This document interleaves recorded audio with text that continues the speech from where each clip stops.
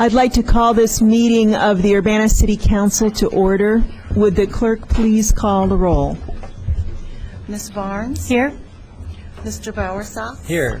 Ms. Chenoweth? Mr. Lewis? Present. Mr. Roberts? Here. Mr. Smythe?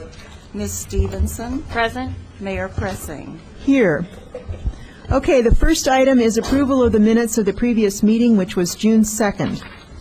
I move approval. Second. Motion by Mr. Roberts, seconded by Ms. Barnes. Any discussion? All those in favor, please signify by saying aye. Aye. Those Aye. opposed? Motion carries. Are there any additions to the agenda? Okay, petitions and communications. People who would like to address the Urbana City Council. First, Brian Adams. I just want to show my support for the Public Arts Fund. I didn't want to speak. Oh, okay, sorry. Ilona Matkovsky. She's not here. Oh, she is here.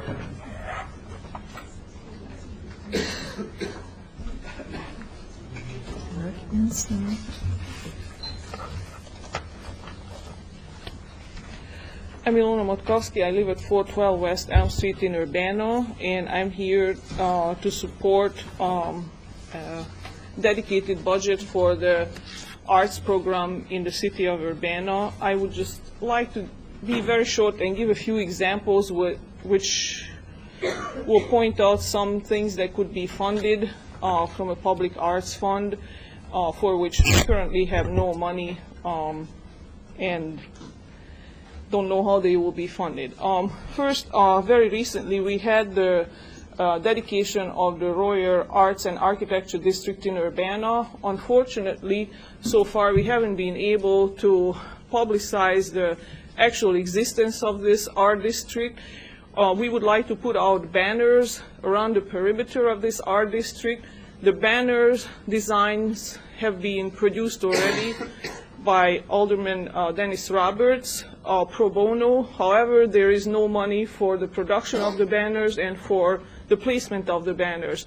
We have to go door to door to various businesses to beg for money for this, and this is not a real big budget item. Nonetheless, we need money to place these banners. If we had a dedicated budget, hopefully we could apply and get the basically minor funds that we need to place these banners and advertise that we actually have and support an arts and architecture district in Urbana. As it is, really, nobody knows. As I found out a couple weeks ago, not even people who are very interested in the arts and architecture know about the existence of this district. Another item, we have been talking about placing plaques, possibly signage, busts, etc., to commemorate Royer, about whom the district is named, or after whom the district was named, to dedicate the same thing to Griggs, who played a very important role in bringing the University of Illinois here, Roger Ebert, who is well known for his film festival in Champaign, annual film festival in Champaign. However, and it would be nice to have these plaques, busts, etc., designed by artists. Currently, I don't see where the funds are coming for this. Another item that people have expressed great interest in is the buying and converting old, unused, or underutilized historic buildings and converting them to art centers such as artist studios, galleries, sculpture gardens, educational facilities for underprivileged students. There are several buildings that could be purchased at this moment in Urbana, both in downtown and in the nearby neighborhoods. However, there are absolutely no funds to buy these buildings. There are no organizations with funds. It would be nice to have a budget that could provide minimum a down payment or some sort of investment into these buildings so people who are interested could purchase and start converting these buildings. I only wanted to give these few examples as real-life examples for what we could do with a dedicated budget. This is one thing. These are things that I'm interested in. There are many other people who are interested in many other aspects of the arts. So I will let them speak for their own, but no dedicated funds or minimal dedicated fund is not going to do much good for the arts. So I would like to support city dedicated funds and tax dollars going into the art budget. Are you saying you want historic preservation funds to be included in the public arts fund? I didn't say that. I said that one aspect of arts is buying buildings and converting them to art centers, and I suppose it would be nice to be able to apply for money to do that, or It would probably be better to have a separate fund for preservation, it would correct? be wonderful, but at this point I don't know if that's Well, even we're on the talking agenda. about that, Yeah. starting one. Yeah.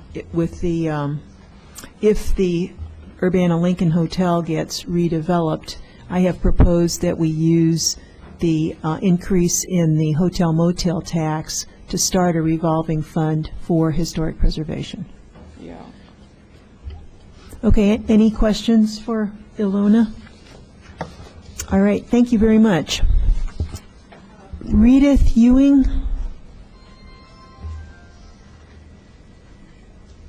Is Redith here? Oh, okay, come on forward and just state your name and address, please, and you have 5 minutes. 5 minutes. I don't 5 think minutes. I can talk that long. We have a timer. My name is Redith Ewing.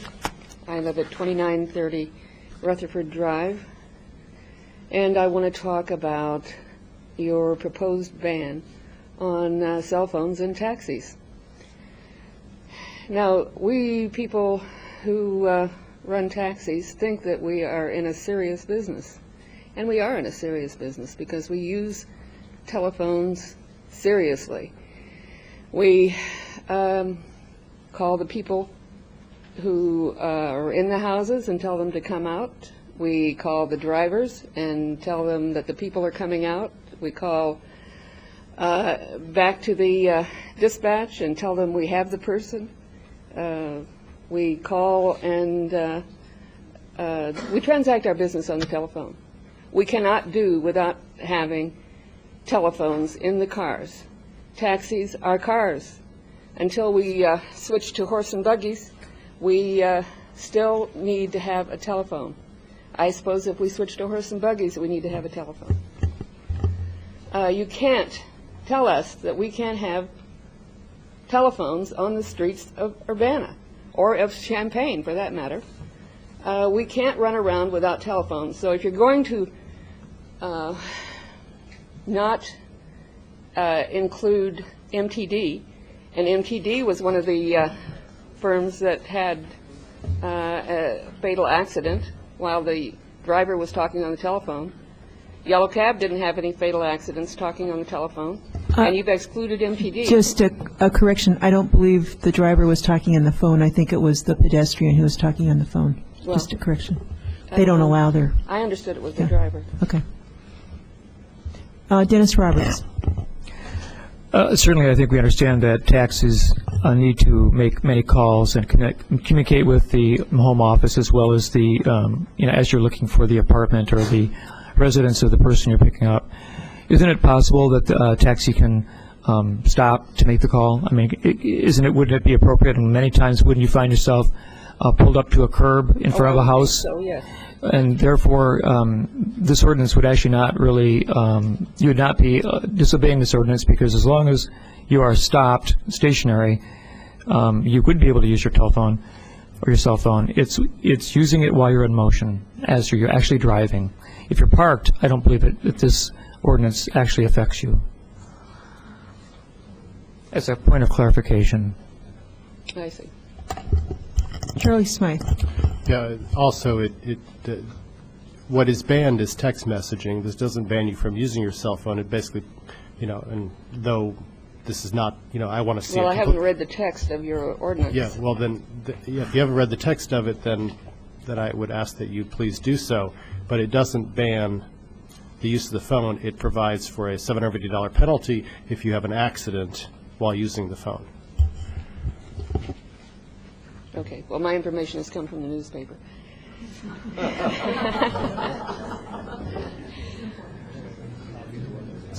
I guess that's all I have. Thank you very much. Alfred Weiss does not wish to speak, but he would like no raise for the mayor. He says he's against that, but I think what he really means is he doesn't want the mayor to have a raise. Okay, thank you, Al. Okay, Daniel Lewalt. Lewert, sorry about that. Daniel Lewert, are you here to talk about public arts or budget markup? Okay, guess not. Oh, he's got two of them in here. All right, Susan Davis does not wish to speak, but she'd like to say she supports funding for public arts. Chris Evans.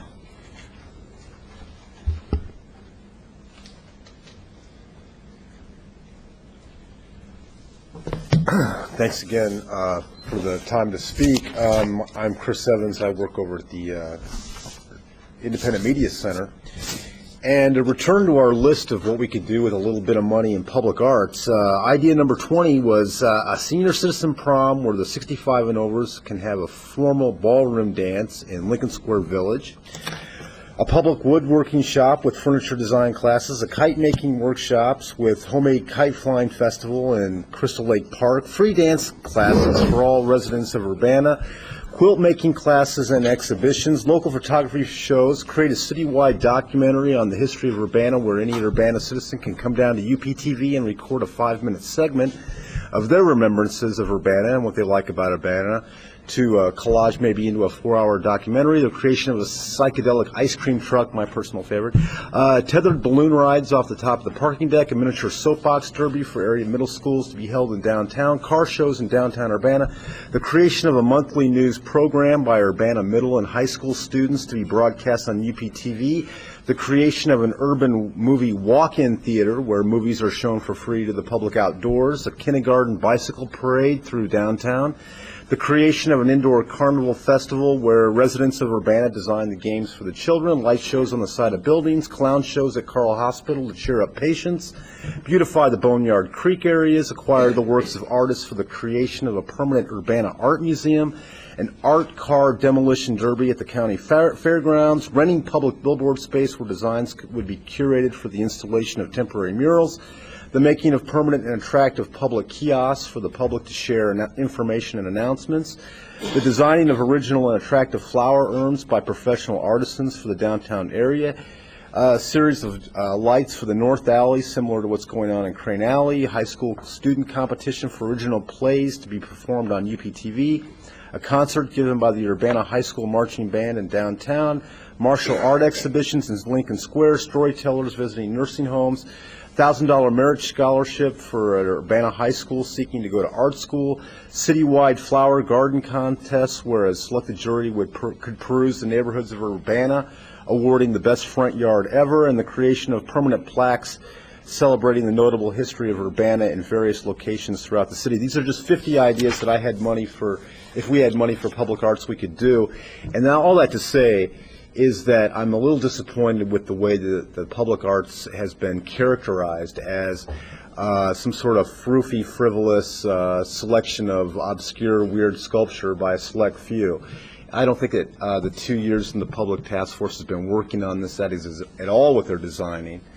And I thought that what we were looking into was a revenue stream for the acquisition of art projects, and projects, as you can see, can be vary and can address different demographics and different it doesn't have to be artwork, it can be art making by the public. So I think, again, I want to encourage you to consider public funding for this, government money. It's a good expense for the price of less than nearly a couple police officers, which only keep the status quo. We can be advancing the beauty and the culture of Urbana, and I think that's what we want to do. So with that, I'm going to let others talk about the public arts too, and I hope you support it. Thanks. Thank you. Barbara Kessel. Barbara Kessel? Not here. She's in favor of arts funding. Jane Morez, beg your pardon? Oh, she's coming up. Sorry about that. I didn't see you stand. Sorry. Barbara Kessel, 904B East Colorado, Urbana. I'm speaking in favor of the public funding of the arts at the level of, I guess it's $50,000 here. And the problem I see from this sheet that was prepared is that the money is designated to come from revenues that suppose that the art is already there. And so the revenue probably won't match what it's supposed to fund. And I just wanted to say, as a non-artist, a person who consumes art, that since I moved to Urbana 4 years ago, and my friends and family come from Springfield, Oak Park, and Chicago, every single time they come to visit me, they come to see something artistic. And there is a lot of stuff. Now, some things come from the university, and that's fine, but I always prefer to take them to things that are here in Urbana or in Champaign that are not in the university. And so I think that if you spend this little bit amount of money, you'll see it in terms of spending. You'll see it in the economy. Thank you very much. Jane Morez does not wish to speak, but she is for the Arts Council. Jamie Storm does not wish to speak, but she is for funding the Arts Council. Belden Fields, we already heard from. Carolyn Baxley.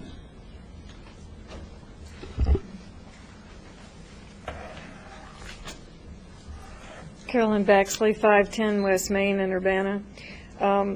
I just would like to encourage you to commit city funds to the public arts effort. There's been a task force which the mayor appointed that's been meeting for well over a year, I believe, discussing the various parameters of the program, and now an ordinance exists that calls upon the mayor to appoint a commission for the public arts. And it seems to me that if you can't find some way to commit city funds to this other than private fundraising, you've wasted a lot of people's time over the past year.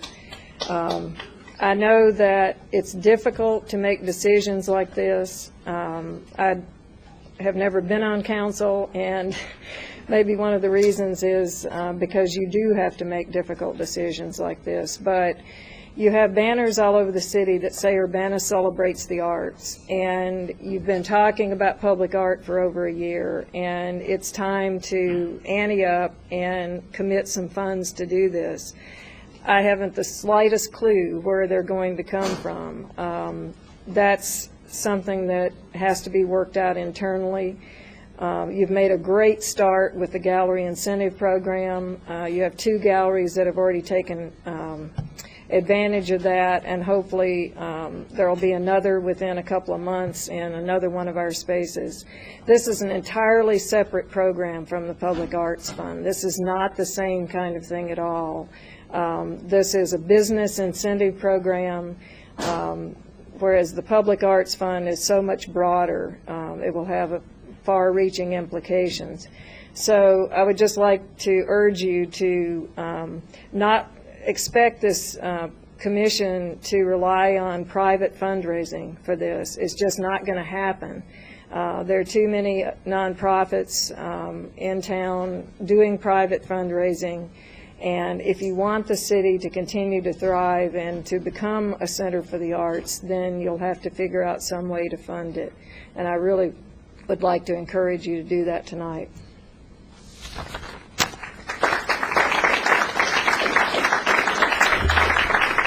Thank you very much. Robin Kierton.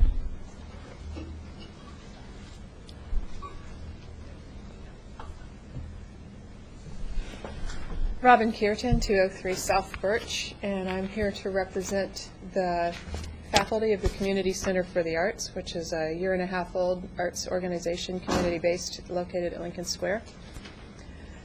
The Community Center for the Arts would like to formally and publicly register our objection to the Urbana City Council's proposed reversal of the Public Arts Task Force recommendation to budget $4 per capita for local arts and artists. The task force was commissioned by the mayor to recommend guidelines for the City Council, and it is our belief that the work of the task force was done carefully and in good faith, and that the findings should not be rejected by the council. To contextualize our comments, I'd like to tell you just a bit about the Art Center, the Community Center for the Arts. We're a nonprofit community music and arts school that makes a major contribution to the quality of public life in Champaign-Urbana. We currently provide private music instruction for about 120 students from the Champaign-Urbana area, including community scholarship students who would not otherwise be able to take music lessons. We provide group classes, including a very successful youth string band that serves about 75 children, again, many of whom are on scholarship. Our adult group classes have served approximately 50 students this fiscal year. We employ between 9 and 12 music teachers throughout the year, all of whom are highly qualified professionals. We offer classes in schools and perform for school assemblies throughout the area. And we've just recently started expanding to include after-school programs and weekend workshops in the visual arts. And why the work we're doing is important is because public arts programs like ours furnish significant numbers of young people in our area with positive and productive creative outlets. We provide a supportive social environment, and perhaps most crucially, we help to cultivate a sense of self-worth. Kids who participate in extracurricular music and arts programs gain in innumerable ways. They learn self-discipline and self-motivation, they're challenged, and they're given opportunities to achieve and to excel. Music and arts education produces well-rounded and engaged kids who are the essence of a healthy community. When our children are constructively engaged, our whole community benefits, and this is exactly the kind of thing that our representatives on the City Council should be supporting. Arts education is an astoundingly cost-effective way of cultivating healthy community. Pencils, pottery clay, instruments, and lessons are relatively cheap compared with the expenses associated with many youth activities, and the money spent by parents on instruments and lessons goes directly to support people and organizations which contribute to the quality of our local life. Music lessons for kids are a no-loss investment for a community, and we all benefit from the presence of the young players. Nonetheless, it's not free. While for many of our families,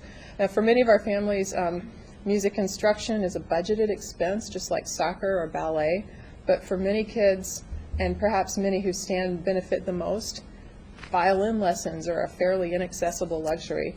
Community arts organizations like ours and others broad in this field, we make the arts accessible by connecting highly skilled professionals with families who want music. Through local grants to artists and arts programs, the Urbana City Council has an opportunity to provide immeasurably valuable contribution to the local quality of life at a very low expense. Money spent through such a program will make our families and our community stronger and healthier, and we believe that rejecting a budget item would be short-sighted and a great mistake.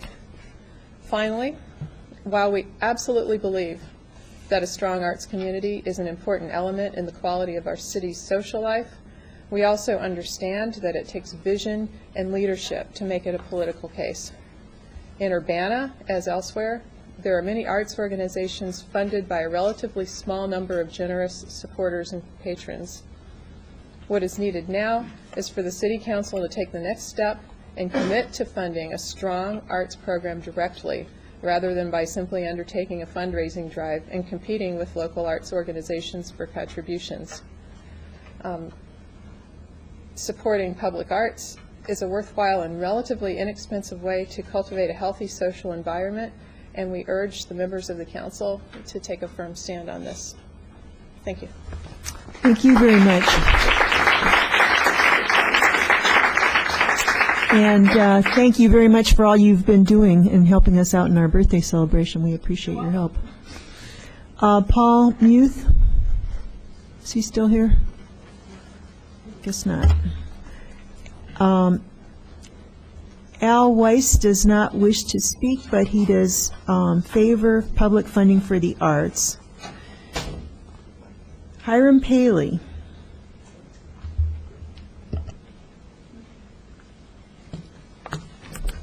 Hi, I'm Hiram Paley, 706 West California. It's been an interesting evening.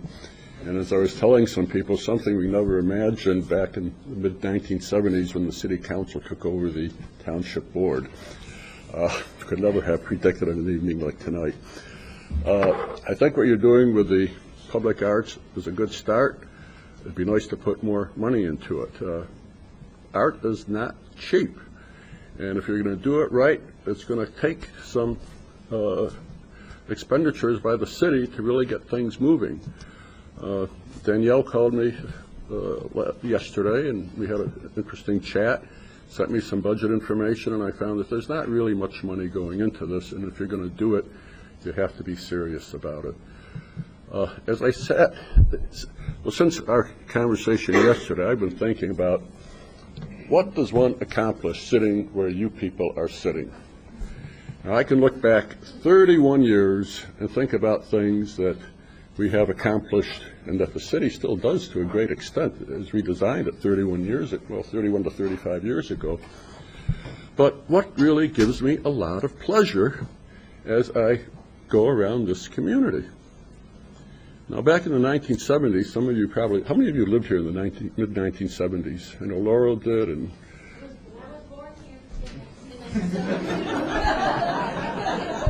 I knew your father and your grandfather.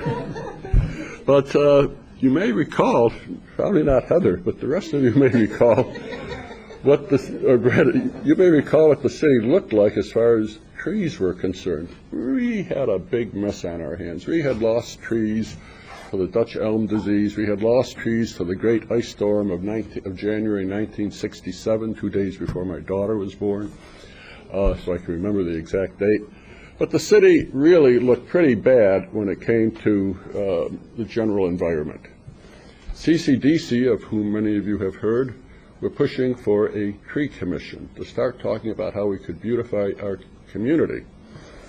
I thought that was a good idea. The park board thought it was a good idea. We jointly appointed a tree commission. I think since then the city's gotten to perhaps have to fund almost the whole thing that has come from that.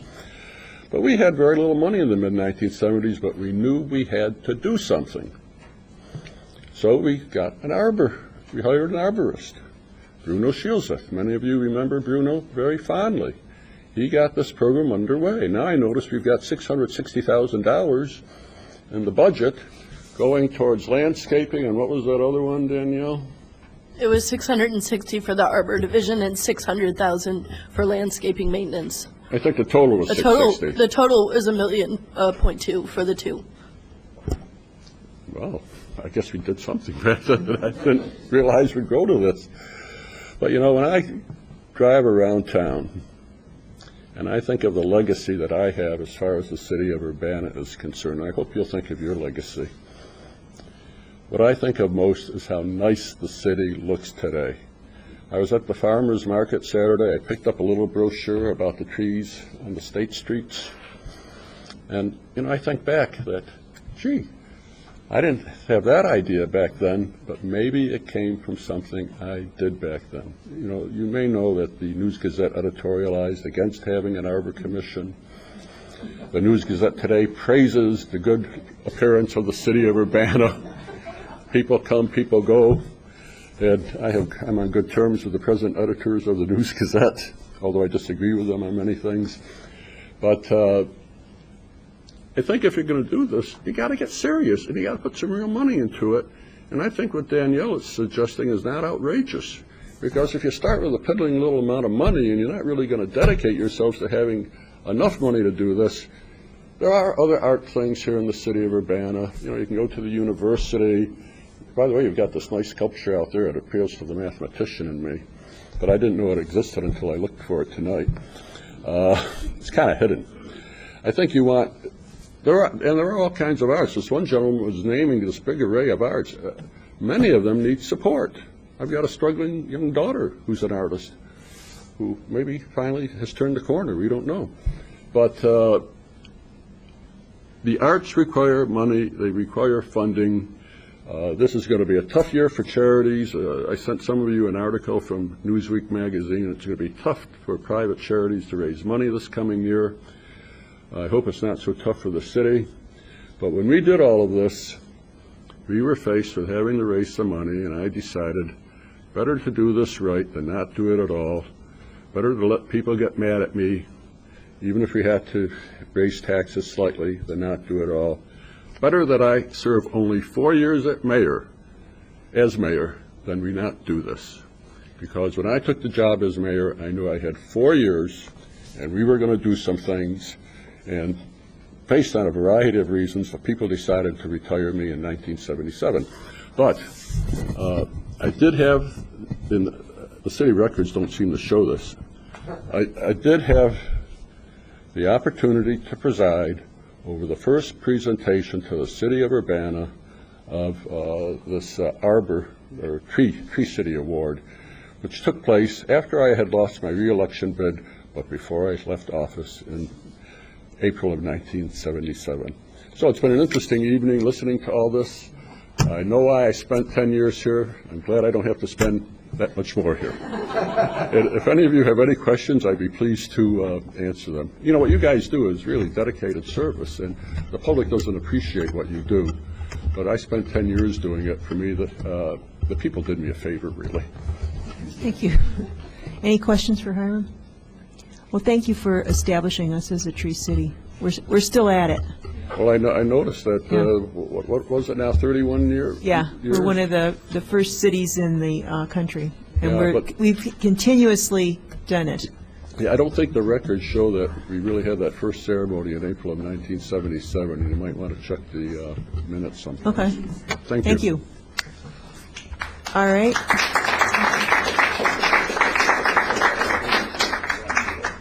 Phil Strang.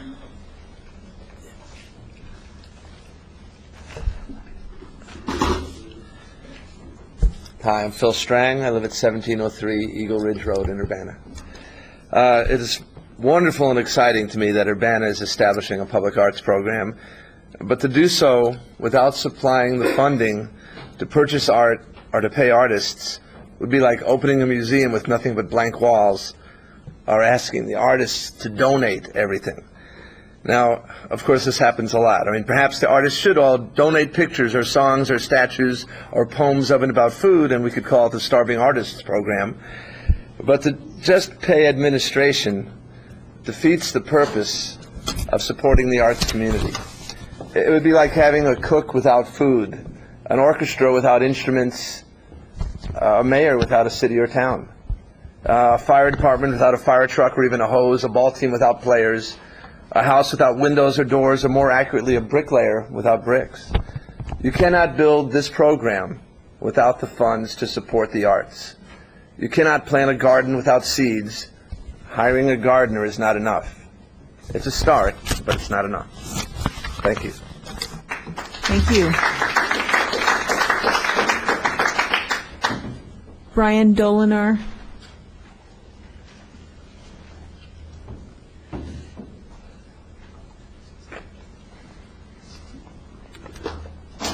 Good evening. My name is Brian Dallin. I live at 303 West Locust in Urbana, and thanks for hearing us all tonight and during a long night. But in addition to other things, I'm also appointed head of the Downtown Neighborhood Association. It's the neighborhood tucked away north of Strawberry Fields, behind the Piccadilly Beer Store, and between Griggs Central, Locust, and Wood. And we've been following the Boneyard development over the last few months, and very interested in talks about Boneyard beautification, and very appreciative. I think we've all been in the association of the kind of public input that's been invited and allowed.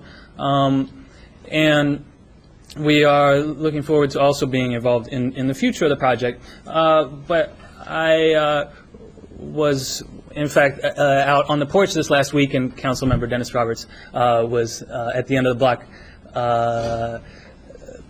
preparing the future archaeological dig that's coming up there. And so we're all keeping an eye on what's going on in the neighborhood and all very interested in it. But I'm speaking now individually as a resident.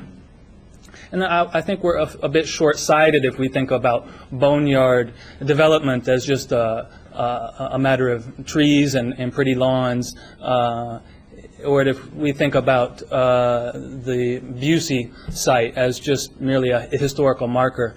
But I think we're a bit short-sighted if we just view it as these narrow things. And if we think about this as a larger public project, the public arts really has a central role. And we're a bit limited if we don't imagine in the future a beautification of Boneyard and Urbana if the public arts don't play a central role here. So I just wanted to speak tonight for the importance of public art and its place in our future. Thank you. Thank you. Rachel Jensen. I don't have anything to say at this time. I'm just here in support of. Okay. You're supporting public arts. Okay. Susan Parenti.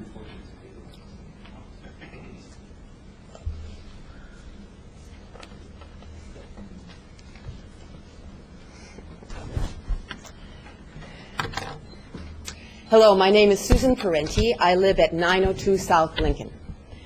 I was on the Public Arts Task Force for the last year. I have been trying to figure out what exactly to say. I'm sure other people have been doing that too. To try to argue that we need public arts, I don't think a single one of you would disagree with me, so it wouldn't be interesting. All right. To try to tell you about the benefit of the arts, everybody would agree. Once again, the agreement would make it boring. I don't want to bore you.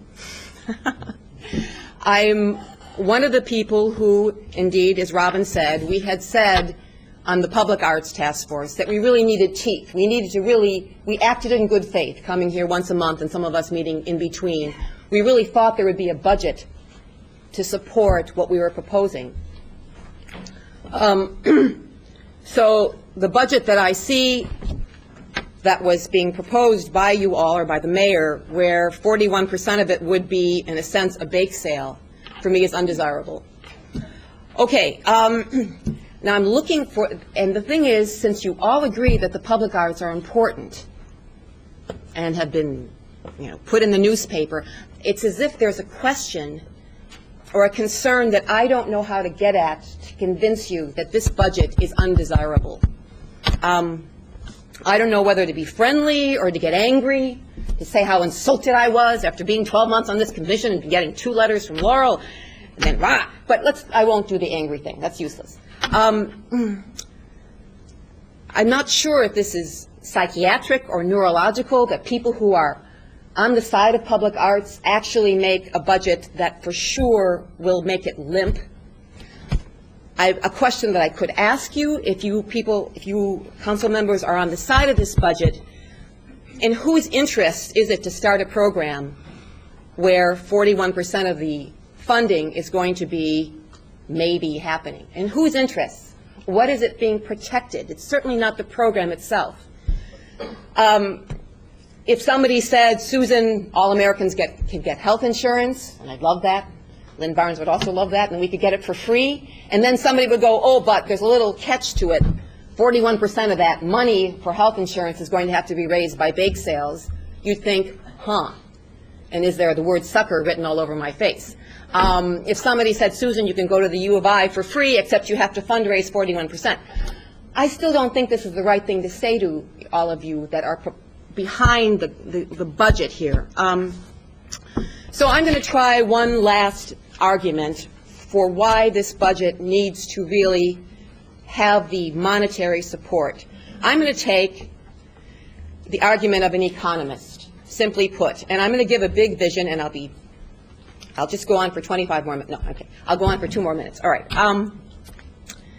This is James Kunstler, who wrote The Geography of Nowhere. Some of you might be familiar with him. And he's also speaking for New Urbanism. I went to a conference 2 years ago on New Urbanism. And he said, long range. Civilizations collapse when the social units are living beyond the carrying capacities of the regional resource. I had to read this, okay. It's late at night and this is big words, but what he said is that we have got to keep resources within the community. And then he said, and this might be why people are nervous and why the mayor is maybe almost maternally stewarding a more conservative budget, because you might be worried about the recession, as we all are, and taking funds for arts. And this is what James said. He said, when things get tight, we know that you concentrate on the basics and you give up the frills. And he said in the 20th century, the basics were food, heat, clothing, businesses, and the frills were piano lessons. You gave up the piano lessons, you counted on the frills. He said, however, we've got to keep resources within the communities within the 21st century. He said we've got to switch our thinking, and we've got to understand that trucking in food, trucking in heat, trucking in clothing is not keeping resources within the community. The piano lessons are. The frills are the trucking in the food, the heat, and the clothing. And the precious fossil fuel resources are the arts. Local arts paid for by local budgets. Thank you.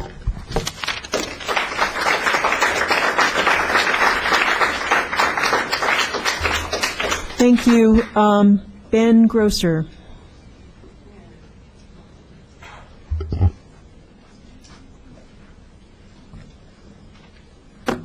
Thanks. I'm Ben Grosser, 2106 South Race. I was also a member of the Public Arts Task Force with Robin and Susan. And I wanted to speak tonight because in looking at the budget that's been proposed, I'm really afraid, as somebody who spent a year of their life working on this, that you're setting it up for failure before it gets started. If you don't put public money towards public art, you don't have a public arts program. It's just that simple. One of the things that we concentrated on during the year that we spent talking about it was researching what distinguishes a successful public arts program from an unsuccessful one. And one thing that came up in multiple instances is what is the proportion of the public funds being spent on the program that go towards art-related activities versus administration and non-art-related activities. And we found that the sweet spot is somewhere in the 25 to 30% range. That when a successful program, or when a program spends more than 30%, typically the programs don't do that well. It's because they aren't seen as legitimate. That number tends to creep. Of the total public funds spent on the program, going towards sorry. The point is, you've got a total amount of money spent of public funds spent on a public arts program. When the amount of those, the proportion of those funds spent on administration, non-art related activities, creeps over 30%, what you tend to find is that those programs aren't the successful ones. And this goes across whether it's a big city like Chicago or a small city. It just, even whether it's a small program, when that budget for administration tends to eat up more and more of your total public funds for art, you're not going to be very successful. I think that there's a tendency, and I felt like this, and as we've discussed this over the last years, a tendency to look at arts a little bit differently than you look at everything else that comes before you. And I want you to try and look at it in the same way. So, and I also want to, I know there's also a tendency in government to look at the total funds being, one person wants to spend X amount of dollars, another person wants to spend Y amount of dollars. And so maybe we can find a compromise in the middle. That works only if you also pay attention to how those funds are distributed within the total. So I want to give you an example, give you an analogy. Let's look at roads, and let's say that the staff brought you a recommendation to build out Olympian Drive. And you voted on a series of preliminary votes and said, yeah, I support building Olympian Drive, let's do it. But then when it came time to do the budget, you said, okay, yeah, I'm willing to do, fund a four-person to manage the job. But I just don't think we can afford the asphalt. I don't think we can afford the consultant to figure out where that road should go. Now, of course, you wouldn't vote that way because that wouldn't be in support of building out Olympian Drive. But I feel like that's what's being proposed here in the current budget, is you're talking about funding a staff person, you're talking about funding economic development incentives. All these things are good and necessary, but without public funds for public art, you don't have a public arts program. I want to touch on two more things. One is, actually, I'll put it at one thing. Ms. Shinowa's motion that was in the packet will set this program. To me, it's the base level to set this program on a track that will give it an opportunity to thrive. You don't want to start this program out without that opportunity. The funding source and the funding level that is recommended in that motion is consistent with the recommendation given to you by staff. The funding source will require no new taxes, will require nothing cut out of the budget, and the TIF will stay healthy. The TIF has plenty of money in it.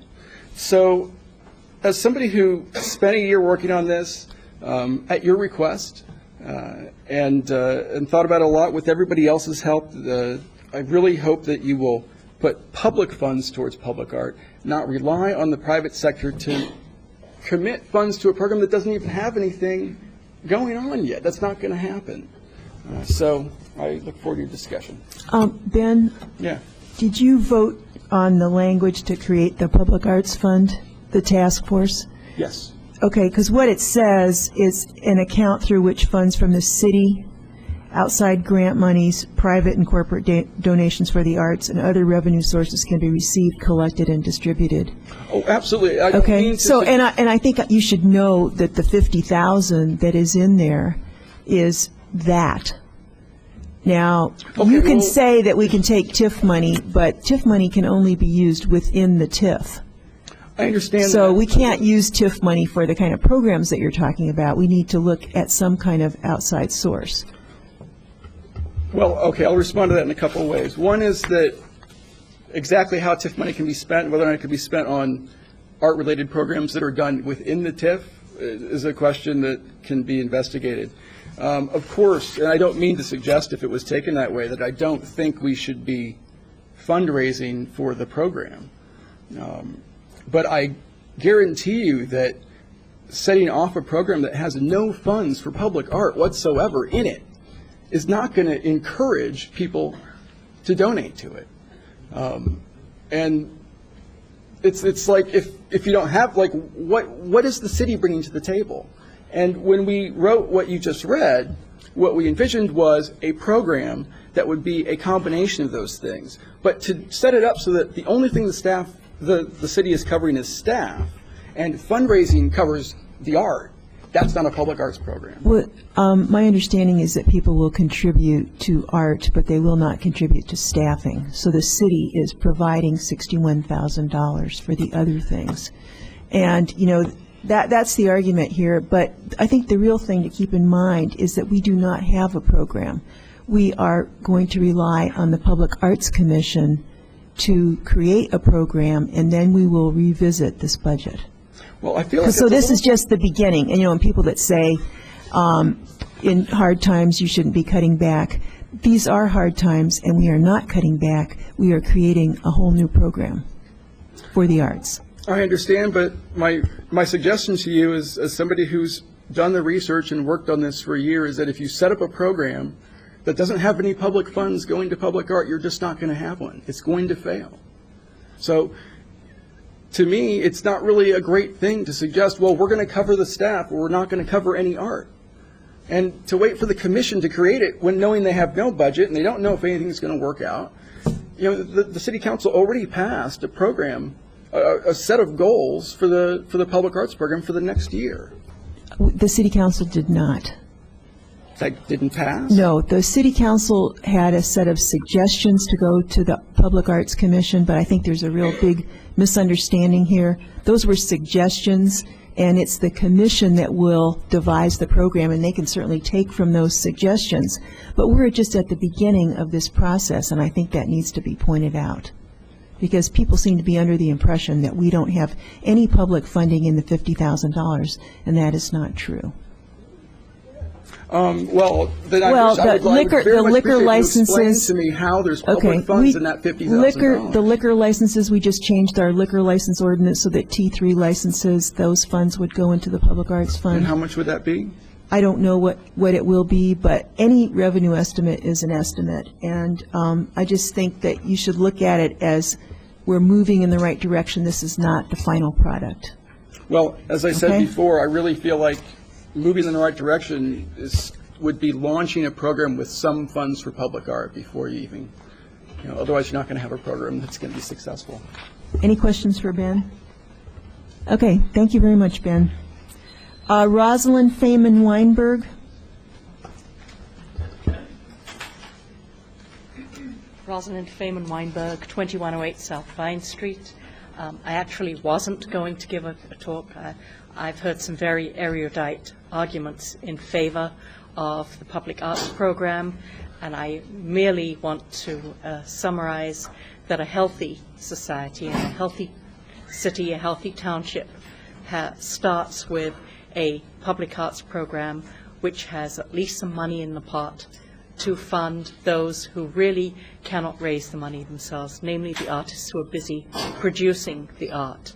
And I think if you have a public arts program, and many of us, artists and non-artists, were extremely excited when we heard that this was in the works and that there were local artists involved on the committee and the planning. We're devastated to hear that the funding is for the people who are supporting the arts but not actually making the arts. And from a point of view of education and just general, all the things that Hiram Paley and Chris Evans and Mr. Grosser and others said, I strongly support that. I strongly suggest that we try to put some money in the pot to get this off the ground and give it to the people who are making the art. Thank you. Thank you very much. Mark Enslin.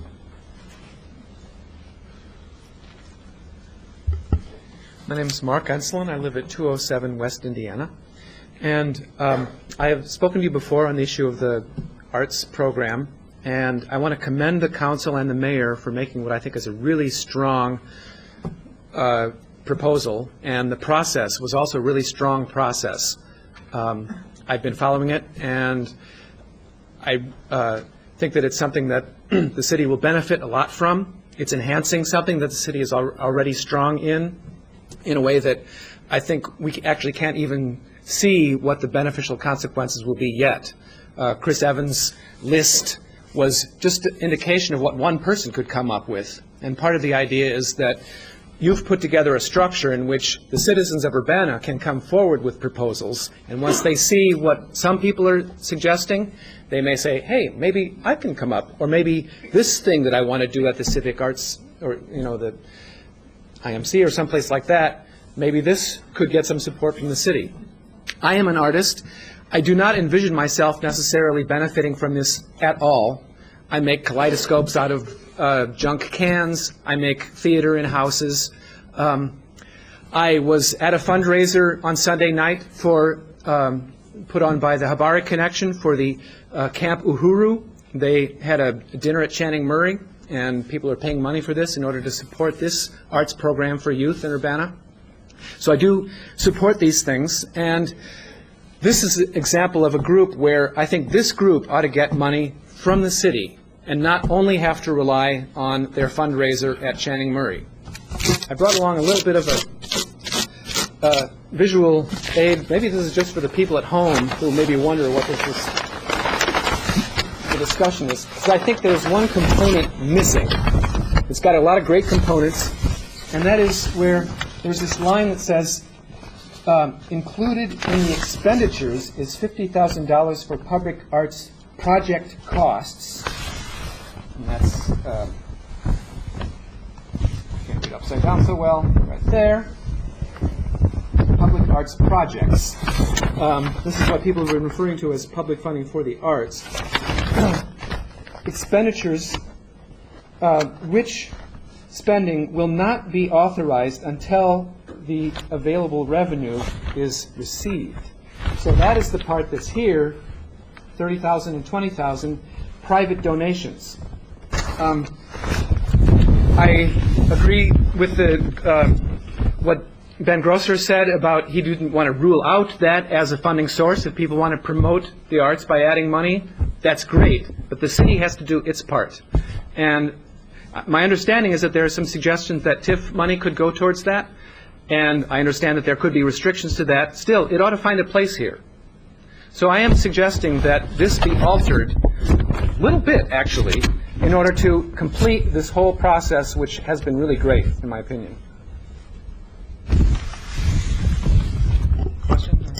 So, Mark, this is sort of unrelated, but obviously you were able to just grab that off the web. It was more than grabbing, actually. I got the idea from Chris, and because he's been making art on there. It's my PowerPoint. Okay. Thank you. Thank you very much. Dave Monk.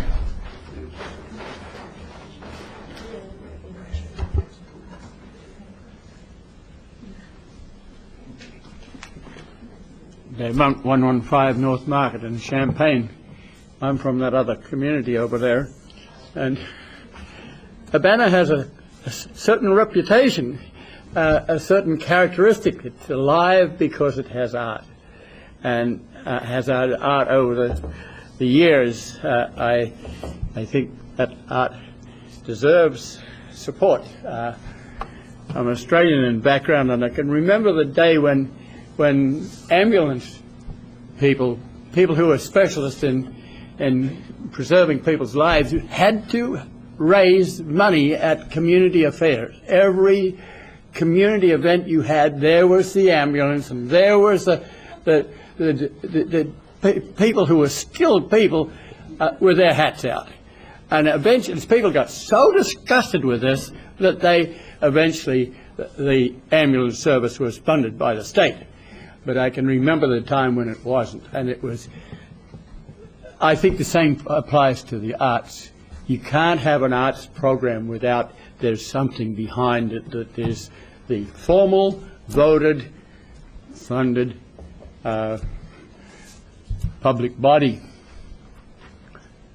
Right next to the Lincoln Building, and so help me, the Lincoln Building now has fewer lawyers and more artists. It has 10 artists in there, and I believe that some of those artists are from Urbana.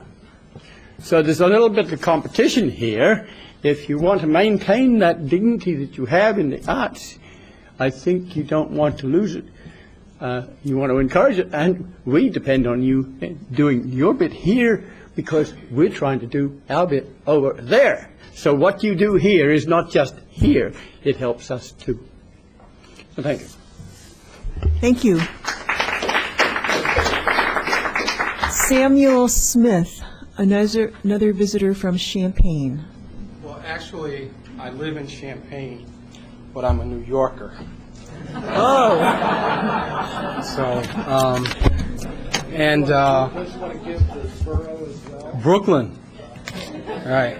Yeah, I work in Urbana, and in New York we say Brooklyn's where you live, Manhattan's where you work.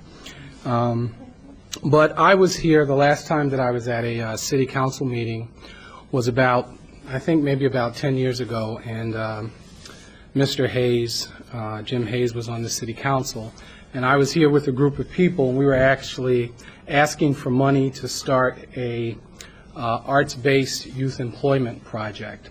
And at that time, we were modeling our work off of a project in Chicago called Gallery 37. And if you don't know that project, I would really recommend that you look it up and look at the impact that that project has had in the city of Chicago. When we were here, it was just a few years after the Gallery 37 project had begun, and it grew quickly from a very small project that was the idea of the mayor's wife into a $4 million project that hired about 7,000 young people across the city.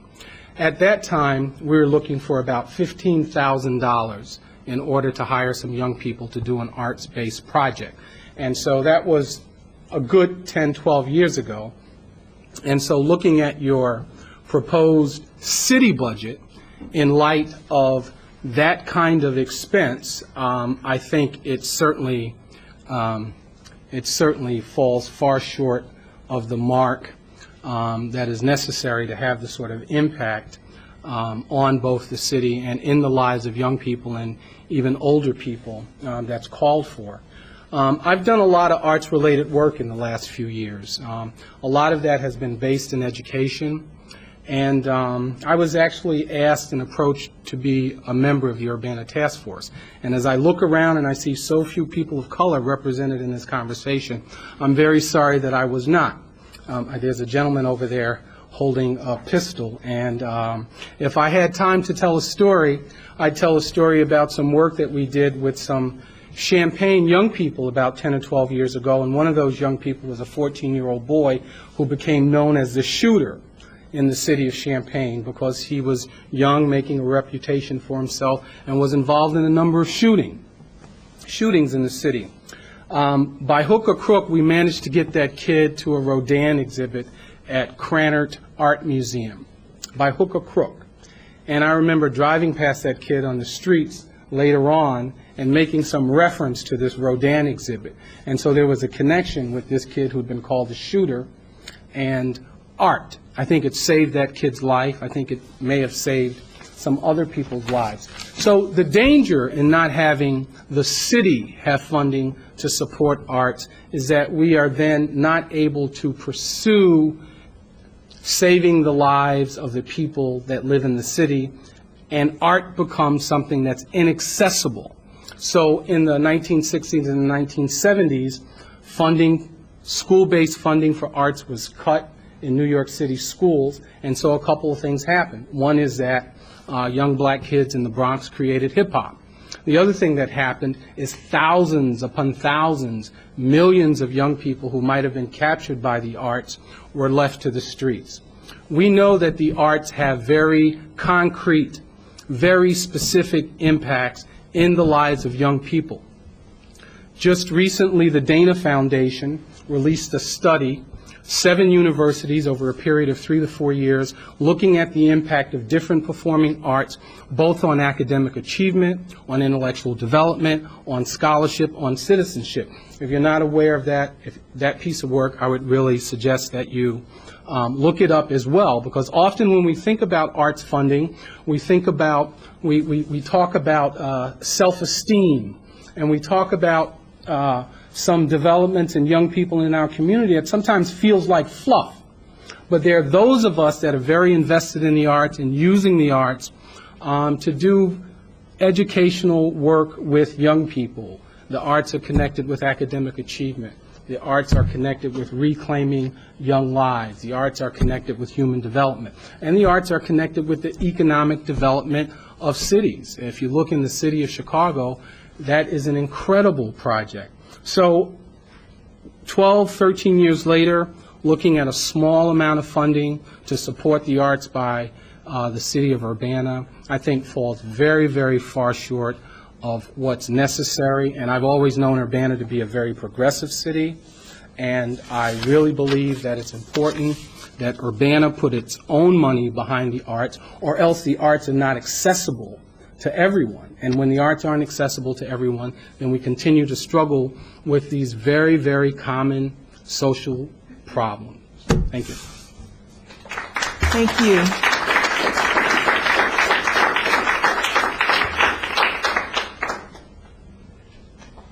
Amanda Kruger? Okay, she's not here. There are 4 people who would like to support the arts but do not wish to speak. Stuart Levy, Durrell Cruz, Durango Mendoza, and Don McClure Jr. Is there anyone else who would like to address the Urbana City Council?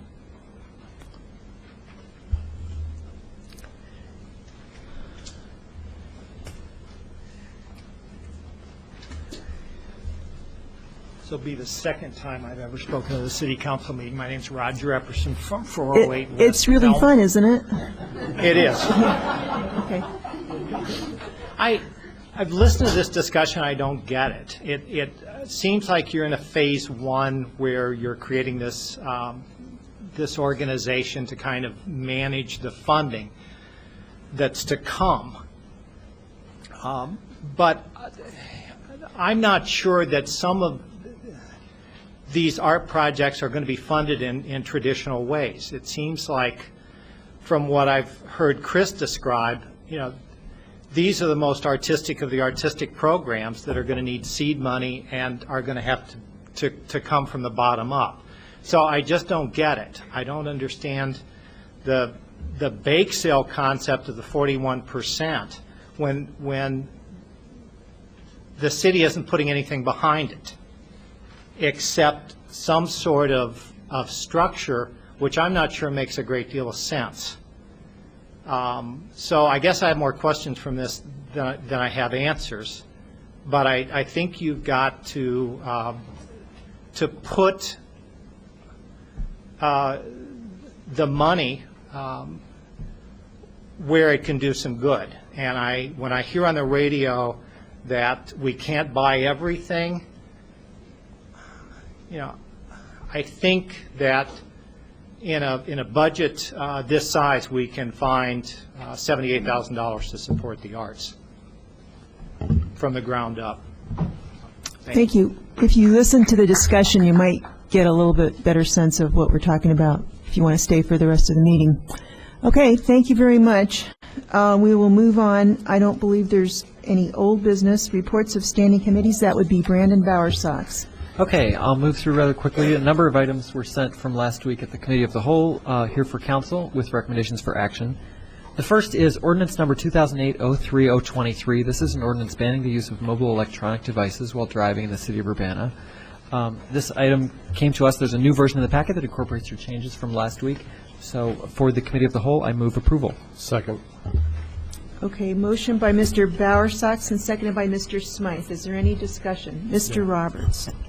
I just wanted to point out that the title that was given to the ordinance in the agenda is actually not the accurate title of the ordinance, and it does not actually ban the use of mobile electronic devices while driving in the city of Urbana. What it does is it creates a maximum fine for the use of a cell phone or a text messaging device, well, a cell phone, if an accident occurs and it's shown that the driver was distracted by it because of the use of that device. It also allows the tracking of the use of cell phones and handheld devices by the police when they're researching accident scenes. And it does eliminate the use of the option of text messaging while you're driving. There may be other actual smaller parts to it, but it's not an outright ban. And just to say that the title of the ordinance was a little misleading. Good point. Okay, any other discussion? Mr. Smythe. It does ban text messaging. Yes, it does. A couple of things. It's ordinance number 2008-06-023. That's a type. Is it 03 or 06? It's 03. Oh, okay. Okay. I would like to propose an amendment here that was passed to me. I'm not sure. It was me, I think. Yeah, Brandon. Okay, yeah. And so in the first section, 23-121, under section E, I'd add section F, and I would propose this as an amendment. Amateur radio operators using two-way radios participating in emergency or severe weather response operations are exempt from this section. Second. Amateur radio operators using two-way radios participating in emergency or severe weather response operations are exempt from this section. That's in section. That's in it's sublet. It's a F, and it applies to this section 23-121. Oh, you're saying add another section? Yeah. Add another a paragraph F here. Okay. I'd say. Okay, motion by Mr. Smythe and seconded by Ms. Stevenson. Ms. Barnes, sorry about that. Any other discussion? All those in favor of the amendment, please signify by saying aye. Aye. Aye. Those opposed? That amendment carries. Any other discussion? Okay, all those in favor of the, It's a roll call. right, yeah, you're right. This is the, we're going to vote, we're going to have a roll call on the ordinance as amended. Would the clerk please call the roll? Ms. Barnes? Yes. Mr. Bowersox? Yes. Ms. Shenoweth? Yes. Mr. Lewis? Yes. Mr. Roberts? Yes. Mr. Smythe? Yes. Ms. Stevenson? No, and if I could speak to my vote. Yes, please do. The reason that I'm voting no is because my understanding is that this, the question about the use of a cell phone has not even been asked by a driver involved in a car accident as a standard procedure yet. And I think asking a citizen to pay $750 if involved in a car accident is when we're just doing the studying, when this is still a study that's being done for a year. I think my personal opinion is we do the study and then implement a fine of what $750 of the max, and that's why I'm voting no, is because I think we're just in the baby phases of studying this issue, and we're proposing to put it on a referendum in November, so that's why I'm voting no. Okay, thank you. The motion or the ordinance carries. Mr. Bowersox. Yeah, next, for the Committee of the Whole, I move approval of Ordinance 2008-06053, amending Chapter 3, entitled Alcoholic Beverages of the City of Urbana Code of Ordinances regarding restaurant classifications. That's a motion by Mr. Bowersox, seconded by Mr. Smythe. Any discussion? Would the clerk please call the roll? Ms. Barnes? Yes. Mr. Bowersox? Yes. Ms. Shenoweth? Yes. Mr. Lewis? Yes. Mr. Roberts? Yes. Mr. Smythe? Yes. Ms. Stevenson? Yes. Okay, that ordinance passes. Mr. Bowersox. For the committee, I move approval of Resolution 2008-06015R. This is a resolution for improvement by municipality under the Illinois Highway Code regarding the 2008 motor fuel tax resurfacing. Motion by Bowersox, seconded by Mr. Smythe. Any discussion? If not, all those in favor, please signify by saying aye. Aye. Aye. Those opposed? That motion carries. Mr. Bowersox. Next, I have an omnibus motion for the next two ordinances. For the Committee of the Whole, I move approval of Ordinance 2008-06044, an ordinance renaming a remnant of frontage road in the southeast quadrant of Lincoln Avenue and I-74 to Kenyon Road, and Ordinance 2008-06045, an ordinance renaming River Rock Drive, that's 2 words, to River Rock Drive as 3 words. Second. Okay, motion by Bowersox, seconded by Lewis. Any discussion? Would the clerk please call the roll? Ms. Barnes? Yes. Mr. Bowersox? Yes. Ms. Shenoweth? Yes. Mr. Lewis? Yes. Mr. Roberts? Yes. Mr. Smythe? Ms. Stevenson? Yes. That motion carries. Mr. Bowersox. For the committee, I move approval of Resolution 2008-06013R. This is a resolution ascertaining prevailing wages for 2008-2009. Okay, that's Mr. Bowersox, seconded by Mr. Smythe. Any discussion? All those in favor, please signify by saying aye. Aye. Those opposed? That motion carries. Mr. Bowersox. Next, I move on behalf of the Committee of the Whole approval of Resolution 2008-06014R. This is a resolution amending a post-employment health savings plan for certain employees of the City of Urbana for 2008. Second. Motion by Bowersox, seconded by Lewis. Any discussion? All those in favor, please signify by saying aye. Aye. Those opposed? That motion carries. For the committee, I move approval next of ordinance number 2008-06052, an ordinance revising the Urbana Benefits Program for non-bargaining unit employees regarding payment for unused sick leave for employees in the city's post-employment health savings plan. Okay, motion by Bowersox, seconded by Barnes. Any discussion? Would the clerk please call the roll? Ms. Barnes? Yes. Mr. Bowersox? Yes. Ms. Shenoweth? Yes. Mr. Lewis? Yes. Mr. Roberts? Yes. Mr. Smythe? Ms. Stevenson? Yes. That motion carries. Mr. Bowersox. Next is the social service funding allocations. If you recall, we sent this to council from the committee, but we did not have these final numbers from Danielle. For the sake of expediency, I'll just make the motion to approve the version that came in our packet this week. Second. Do you specify which of these columns you're talking about? Okay, the pink one or the orange one? The orange one, the possible motion, which Okay. adds up to 300,120. Okay, so you made the motion, and who seconded it? I seconded. Okay, motion by Bowersox, seconded by Barnes. Any discussion? Any discussion Yeah. on the social service? Okay, Mr. Roberts. Yeah.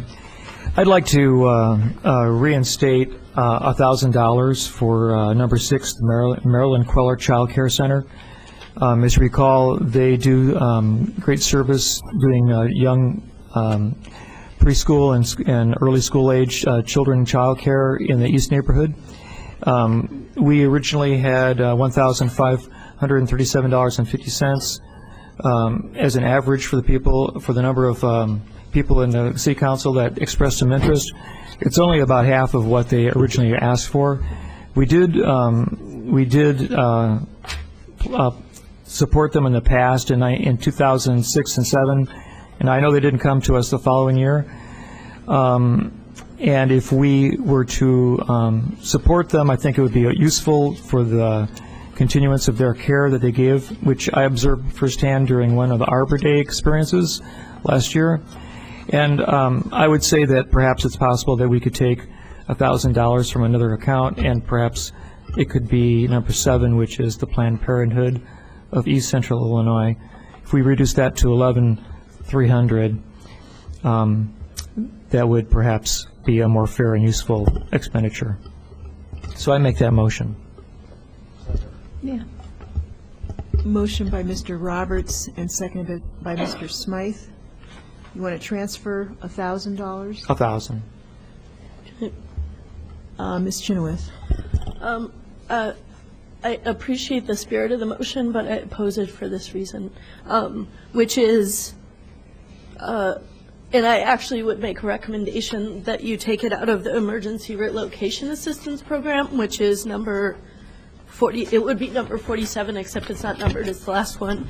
The reason why is if you look at Planned Parenthood, 1, 2, 3, 4, 5 people supported $12,000 or over, which is one of the criteria that we use to determine funding. And so by dropping that below, it would be the only group that actually that many people gave that allocation to or greater, and you cut it below. So I think it's not appropriate to basically cut their funding in a year where there's significant increases.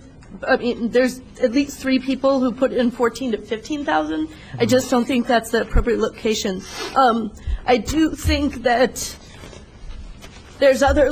I personally, with the Emergency Relocation Assistance Program, I continue to say that, okay, if we had $1,000 in the pot, we could do something, but then let's try to recover it from the landlord who created the problem in the first place that made the relocation necessary. So perhaps we could look at that $1,000 as the pot for that, because in the past it's looked like it's only been one family or 2 who needed relocation assistance. I think $1,000 would cover that. So, and you can also look that relocation assistance actually it broke even 4 and 4, and so the reason I brought that back was in part because of discussion, but I think it's the weakest program in here, and it would be more appropriate to take the money from there. Well, that said, I would be willing to change my motion and to take the allocations from number 47, Now, as Danielle Chenoweth suggests. Okay, is that agreeable with your second? Okay. We have, so you made this is an amendment. Let's vote on Mr. Roberts' amendment. All those in favor, please signify by saying aye. Aye. Those opposed? Nay.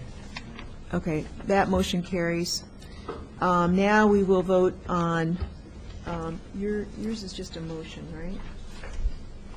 Yours just a motion? Okay. Okay, we'll now vote on Mr. Bowersox's motion with the change that $1,000 has been taken from the City of Urbana relocation and given to the Marilyn Queller Child Care Center.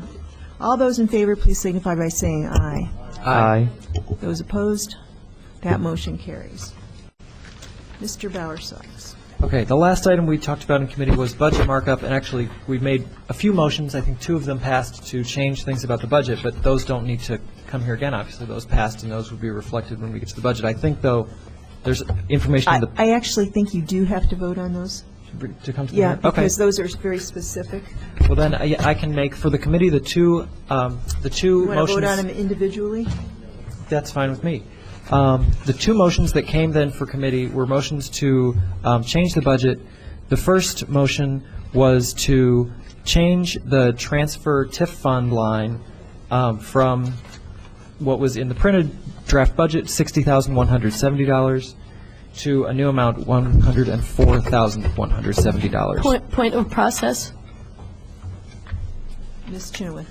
I'd like to ask our parliamentarians if that's correct, that if we passed amendments to the budget and the budget came to us in the committee of the whole, and then the budget came to us with those changes, with the changes passed in the committee of the whole, if we have to re-vote on those changes again. I think I'm sorry, when did the amendments come to the budget? So we had 2 amendments come at the last committee of the whole. Those were voted on and passed. The 2 in particular passed. Is it the case that at the council we have to re-vote on those specific amendments? Or are they incorporated now in the budget as a whole? Ms. Chenoweth, you did not. You were arguing before that we could not vote on the budget because it had not been forwarded from the committee to the council. So that's the reason I'm saying that we have the budget before us and you want to make changes to it. I think they need to be voted on. I can just tell you, to revise the budget, you need a 2/3 vote. Now, the question becomes, well, have you already done that? It seems to me that you've made amendments to the budget, now you're passing it on to the council, and I think you have to vote on it. But the question is, do you vote on the budget with the amendments incorporated, which is my understanding every time we voted on amendments in the past to a base motion, those amendments have not come to us in council again. It's always the case that, and it's my understanding with the budget that, speaking to the clerk's office on this issue, and maybe she can elucidate this, but my understanding was since the budget had been on council floor before, it did not have to actually be moved to this council again. It stays, it remains. So otherwise, we wouldn't be able to vote on the budget today because we didn't move it last week. But you sent it back to committee, correct? We voted on 2 amendments, but we never voted actually on the base budget to send it to council from committee, but it had been in both committee and council before. I think there's no problem with voting on the individual changes. It comes from committee, and that's what we've been doing. This whole process is voting on what comes from the committee. The council is voting on what comes from the committee, and that is what came from the committee. Is that your understanding, Phyllis, Mr. Clerk? When you talked about the budget markup in your committee meeting, when Brandon made the motion, he made the motion for the budget for it to go to council, and that's when the discussion started. So it was moved and seconded that the budget comes to council, and then the discussion started. So it has properly been moved and seconded to be here for final vote, if you want. Questioning whether the individual changes, the markups, have to be voted on, and I'm saying that I believe the markups have to be voted on individually because they're coming from the committee to the council. If you voted on the markups at the committee and the motions was moved and seconded, and they were the ayes and the nays or whatever was already in place, then you don't have to vote on those amendments again because you will be voting on the budget as it is presented and as it moved. Okay, but from somebody committee. could make an amendment then to change that? Yes. Okay, all right. So to dovetail what she's saying, I believe now the whole budget with those markups and amendments have been forwarded to council correctly. Okay. And you have to now vote on the budget. You need 2/3 majority. But somebody could make an amendment to deal with those changes if they On have the changed floor, their yes. mind. Yeah. Okay, Brandon. Well, so, No, we're just, once we pass the budget, it would require That's a what I'm saying. two-thirds vote, but we haven't passed it at the council yet, so we're now discussing the entire budget as amended by the two motions at the committee meeting. Is that correct?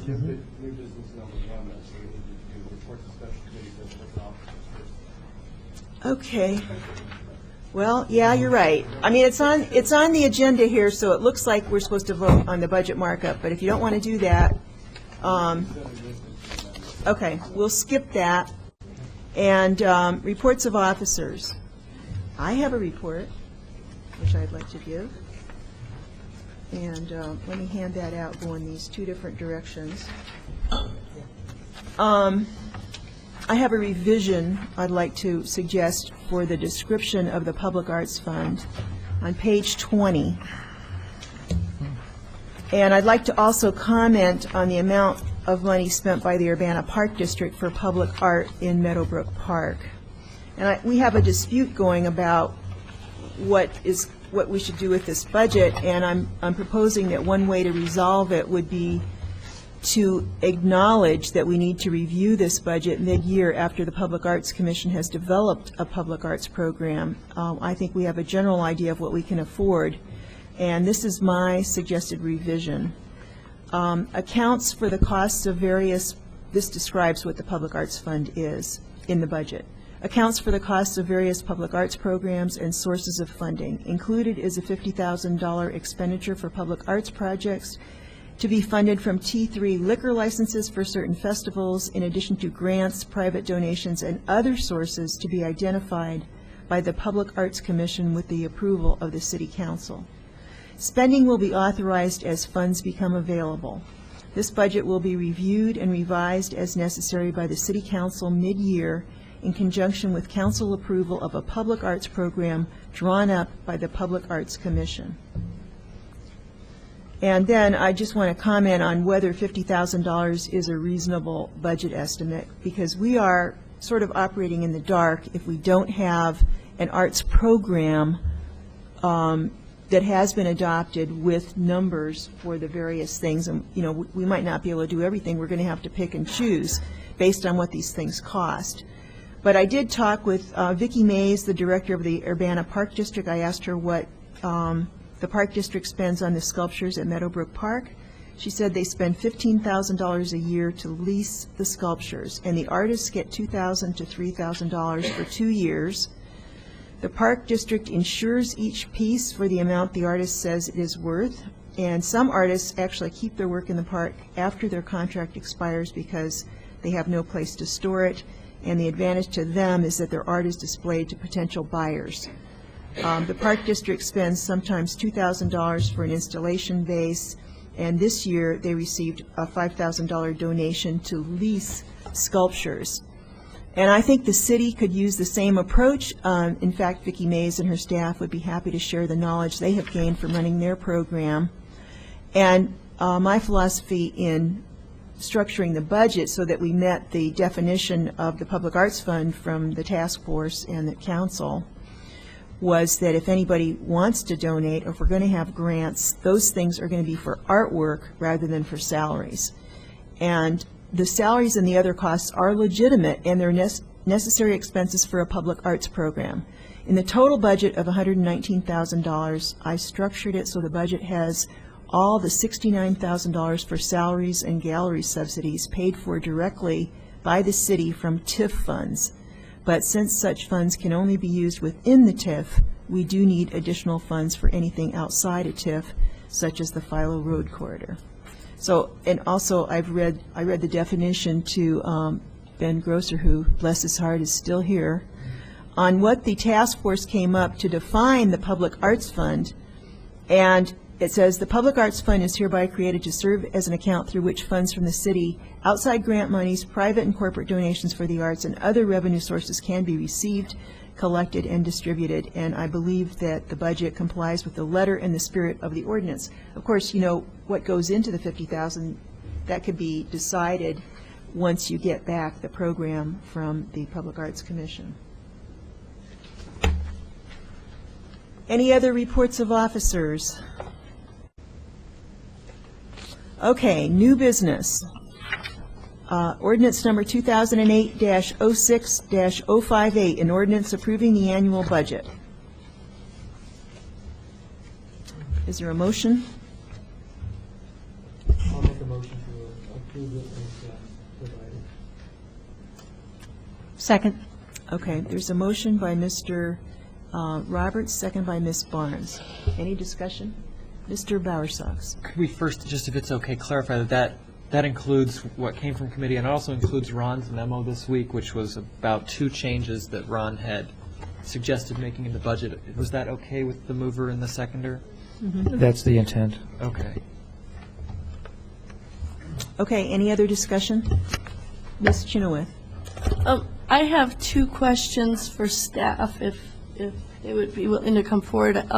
The first is, I'd like, if possible, if maybe on the Elmo or the computer, we could actually pull up on our screens here and on the public screen, the Public Arts budget. And I'd like staff, because it's a very short grid, and there's been a lot of confusion. In talking to council members, they've been like, well, where's a Philo Road and this and that and what? So can we just know what we're voting on first and actually just walk through what's budgeted in terms of revenues, what it means, and what's budgeted in terms of expenses?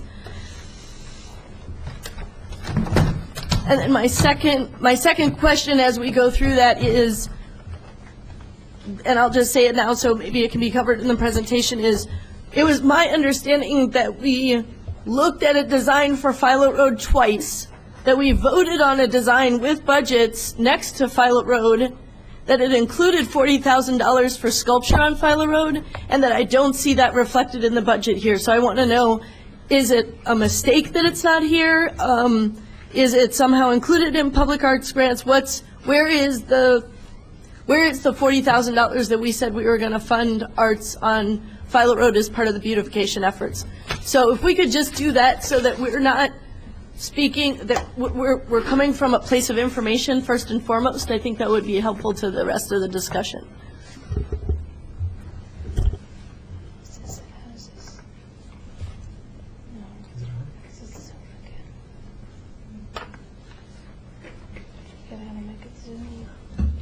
Is it possible to get our screens, the council screens, to reflect? Is that your, yeah, that's your. Okay.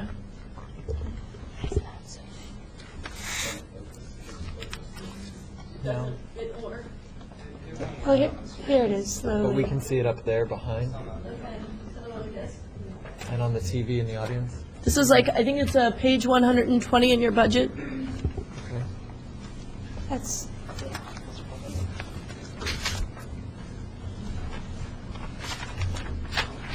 Do you want to start? I'm not sure what. Okay. Well, so you wanted us to go line by line here. This was the fund that was requested to be added, and it includes funds that are also shown elsewhere in the budget, is my understanding.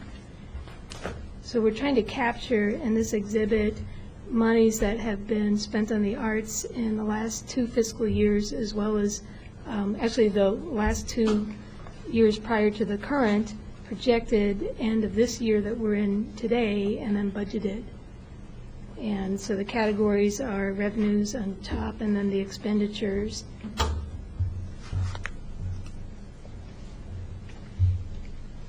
I think there's one possible change. The arts intern is now working at a 0.5 level, and that amount reflects that. So that would go to a 0.75. Also, in staffing, this would include benefits for that position. And so that would go from $15,780 on the staff line to $36,170. And then we tried to reflect the continuation of the gallery subsidy program, continuation of the UBA's participation in promoting the arts downtown. Some of these projects were just one-year projects, Station Theater. The public arts projects is that $50,000 that we've been talking about.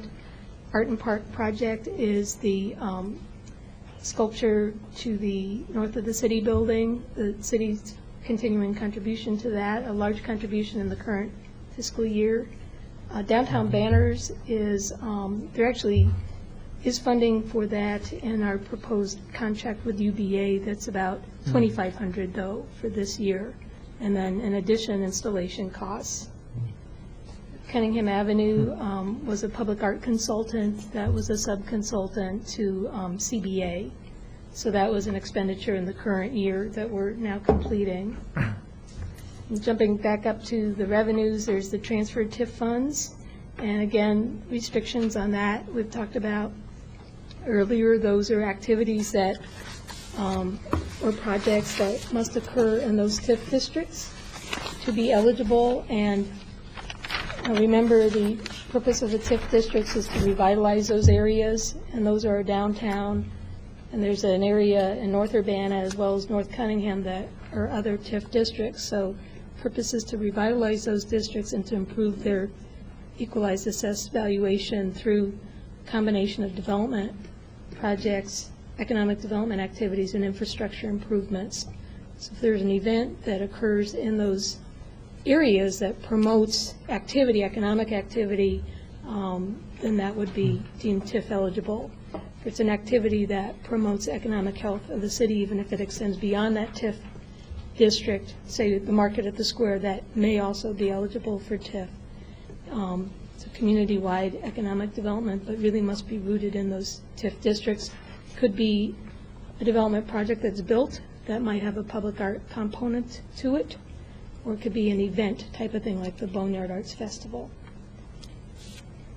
Private donations is the expectations that we've talked about, and this could also include grant revenues, and then the other arts events revenues, such as from the Blues, Brews, and Barbecue, and the TIF, the T3 funds. That's the revenue side and the expense side. Yeah. And the question I have is, and this might be for Gail as well, it's, as I was talking to council members, I said, so, you know, did you find Philo Road sculpture or artwork in the budget? And so my question is the sculpture in this year's budget to be funded in the upcoming budget? And if so, why not add that to our public arts performance, since it's clearly an arts expenditure? And if not, why not, since we've already taken a vote to support art as a component of beautification? I don't think Philo Road is in the budget, right? I mean, well, yeah, but we're going to borrow the money for that, and I don't think we have to borrow to get $40,000 for sculptures. I mean, all of Meadowbrook Park is done with $15,000, and I personally don't think we should borrow for the artwork there. I think we can fund that from the arts fund. From where? Where would we fund From the the artwork? public arts fund. From private donations. Well, it may not be private donations. You might have grants, you might have some other source of revenue, but, External funds, some external right, funds. but I have never suggested a bake sale. Thank you. Dennis Roberts. Concerning the Philo Road development plan that the city discussed and passed, my remembrance of it is that we're not going to be doing it all the first year. It's a long-term, and we're taking steps. And my memory was that the city council actually showed the greatest interest in other kinds of infrastructure first, and that was appropriate colorful planting, street lighting, and some sidewalk work, if I am right. And that we were interested in the sculptural aspect of it too, but my understanding was that we would be getting to that in subsequent years. not next year. Now, am I wrong? I think it's part of the public arts program that the Public Arts Commission is going to develop, because I think all these kinds of things fit together, and they should be in the Public Arts Fund. Lynn Barnes. It was my understanding that we approved the package, that was designed by the consultant, and that we approved our staff borrowing funds to make that happen. And I think in my mind that I thought that the art piece potentially could be a part of that. I would support trying to lease it or do something less expensive, absolutely.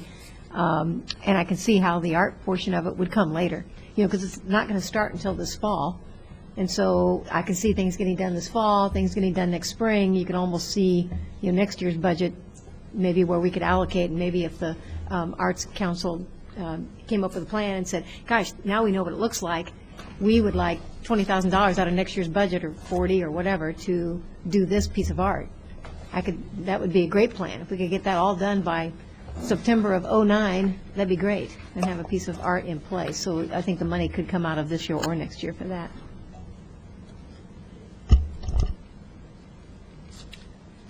Gil?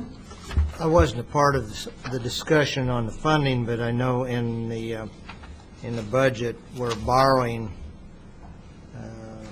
$356,000 or something on that order towards this project. And I know Ron and the mayor and Bill had the discussions on whether we were borrowing for the public art or not. And I believe what I've heard that the public art was not included in that number, that this is only for the landscaping, the streetlight improvements. The actual road surfacing and the striping is included in our annual maintenance number elsewhere in the budget under MFT.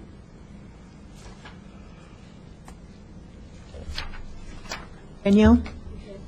So I appreciate just getting on the table, what is it that we're voting on, so that we're knowledgeable when we're voting. I think that's really important. That said, I believe in the intelligence of this body, and I'm so impressed with how we handled what I thought was going to be a disaster during the township meeting. I just feel like coming into this, I trust that we, as a council, can understand a set of concerns that have been voiced by the public, that I'd like to enumerate and to work together to address these concerns. So I'd like to state my concerns and talk about some alternatives for how we can move forward. I have one question that hasn't been asked yet. That should be. Do you want to? I'd be happy to cede the floor. Go ahead, Charlie. Mr. Smythe. The one thing everything else I've got there are two questions I have. What about the carryover from this year? We had about $15,000 allocated for public art. Where is that in the budget, and where has it, I know not all of it's been spent. And that will, I believe that will remain as we complete our one project is the newspaper racks that we're working on the contract for that. That will remain in the current year's budget, and we can draw from those funds as we proceed with that project construction. Okay, so that $15,000 will get spent as described. Okay, and then Charlie, the same thing applies to the art in the park. Right. The John David Mooney sculpture. Right. If that doesn't get done by June 30th, which I don't think it will, it's going to get shifted over until next year's budget. Okay, and then the actual revenue. Do we have any idea, some actual revenue numbers associated with the T3 licensing? And we've got 3 festivals planned that will tap that, right? That was my impression. There were 3 different things, that Blues Brews, the beer and chili would also come into that, and Sweet Corn will also. I don't know if Sweet Corn will. No? I don't think it will. I think there's just 2 so far. 2 so far? I mean, it's just kind of like this is the first step. Right, and we'll see how it works, and then we might have more next year. So we're don't doing really have the 5% staff of to the put gross. this Is together. that how that works? Is that my recollection, the right number? 5%. Okay. So. But don't have a projection for that, for those events. Sorry. Okay, and then Danielle, you're putting in what? You're estimating what, $2,000 or something? I think you had a number here for other arts revenue at 1,500 here, or? Just to answer your question, 1,500 is what I expect based on 5% of receipts of a couple of events, which I think is what we'll see this year. So in alternative two, in the spreadsheet, I passed out $1,500, which should be colored pink actually, is the amount. Just so you know, if to bring in $20,000 in arts events, we would have to have events whose gross receipts are $400,000. 5% of $400,000 would bring in $20,000. That's essentially equivalent to about 4 sweet corn festivals on top of the existing sweet corn festival. That's what would bring in $20,000. So, but Danielle, no one has said that that's going to bring in $20,000. We're talking about grants and everything that's out there. It says and it hasn't been defined yet. It says other arts events revenue. My understanding from that is that is the 5%, which means that $20,000 is anticipated from 5% of gross receipts. No, that's not true. I'm assuming that the commission could come up with other kinds of things. It does not say T3 licenses. It says other arts events. Okay. And that, that's just a guess. We're not going to know this stuff until we get the public arts program worked out. Mr. Roberts. I have a comment on that discussion, and I have one other question. Other arts events revenue can also be individual projects that the city or staff create that bring in revenue from sales of interesting objects. And recently and within recent memory, the calendar project that was conducted as part of the birthday celebration brought in over $6,000 in revenue dedicated completely to the arts. I suppose that if you take out the $2,000 it cost to, it was $1,200 to print it, it's slightly smaller, but there are other ideas in the OFING that may supplement the arts program directly that we haven't really, you haven't heard about yet. So, and also I'm assuming that there's other kinds of grant potential money to be amassed for the $20,000 that is on that revenue line. I have one other question to ask, and that is the propriety, or whatever the word is, the governance of the $5,000 that is part of the UBA marketing and administrative costs for its participation as the parenting organization of the annual Boneyards Festival. And that amount of money had originally been in the UBA's budget, and it's appearing here in the arts budget as an expense. And I had a question last week whether the UBA representatives felt comfortable in surrendering their governance of the Boneyard Art Festival to the Arts Commission, which of course hasn't been formed yet. And I wondered if we have had any information, or if Susan Tolson or anybody from the UBA has any comment about that expenditure loss. But I don't think the council voted that, did they? I don't know. It's in the budget. I don't think they voted it, Dennis. I think it stays with UBA. So that's not so that was voted down last week, correct? Okay. Is that I think right? the only thing that went through was the TIF money and the supplies and printing. And the supplies and printing. Okay, so that's been taken care of. Right. Don't worry about the UBA thing unless somebody wants to bring it up again. My memory was not. Yeah. Okay. Okay. Thank you. All right. Did you want to continue, Danielle? Yeah, I appreciate that. Thank you. So I'd like to lay out the concerns that lead to a set of recommendations. And just for the sake of the public, the introduction is that in our council goals, we said we want to establish a program with a dedicated revenue stream for art. That was passed unanimously by this council. We established a task force unanimously by this council. That task force recommended roughly $160,000 for staff and arts programming. The staff did not recommend that amount, but did recommend roughly $120,000 for staff and arts programming. This excluded the economic development projects that we'd had in the past. So just to be clear, that when we got that budget, economic development incentive program with the gallery incentive program was separate.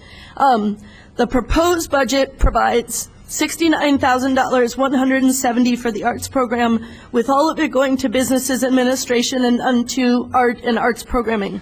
I just want to state that's a $117,000 increase from arts-related expenses from last year, at a time when we're setting up a new public arts program and every other line item in our budget is actually increasing by 1 to 12%, with very few exceptions. So we're basically just doing cost of living, but with the arts we're doing a significant decrease.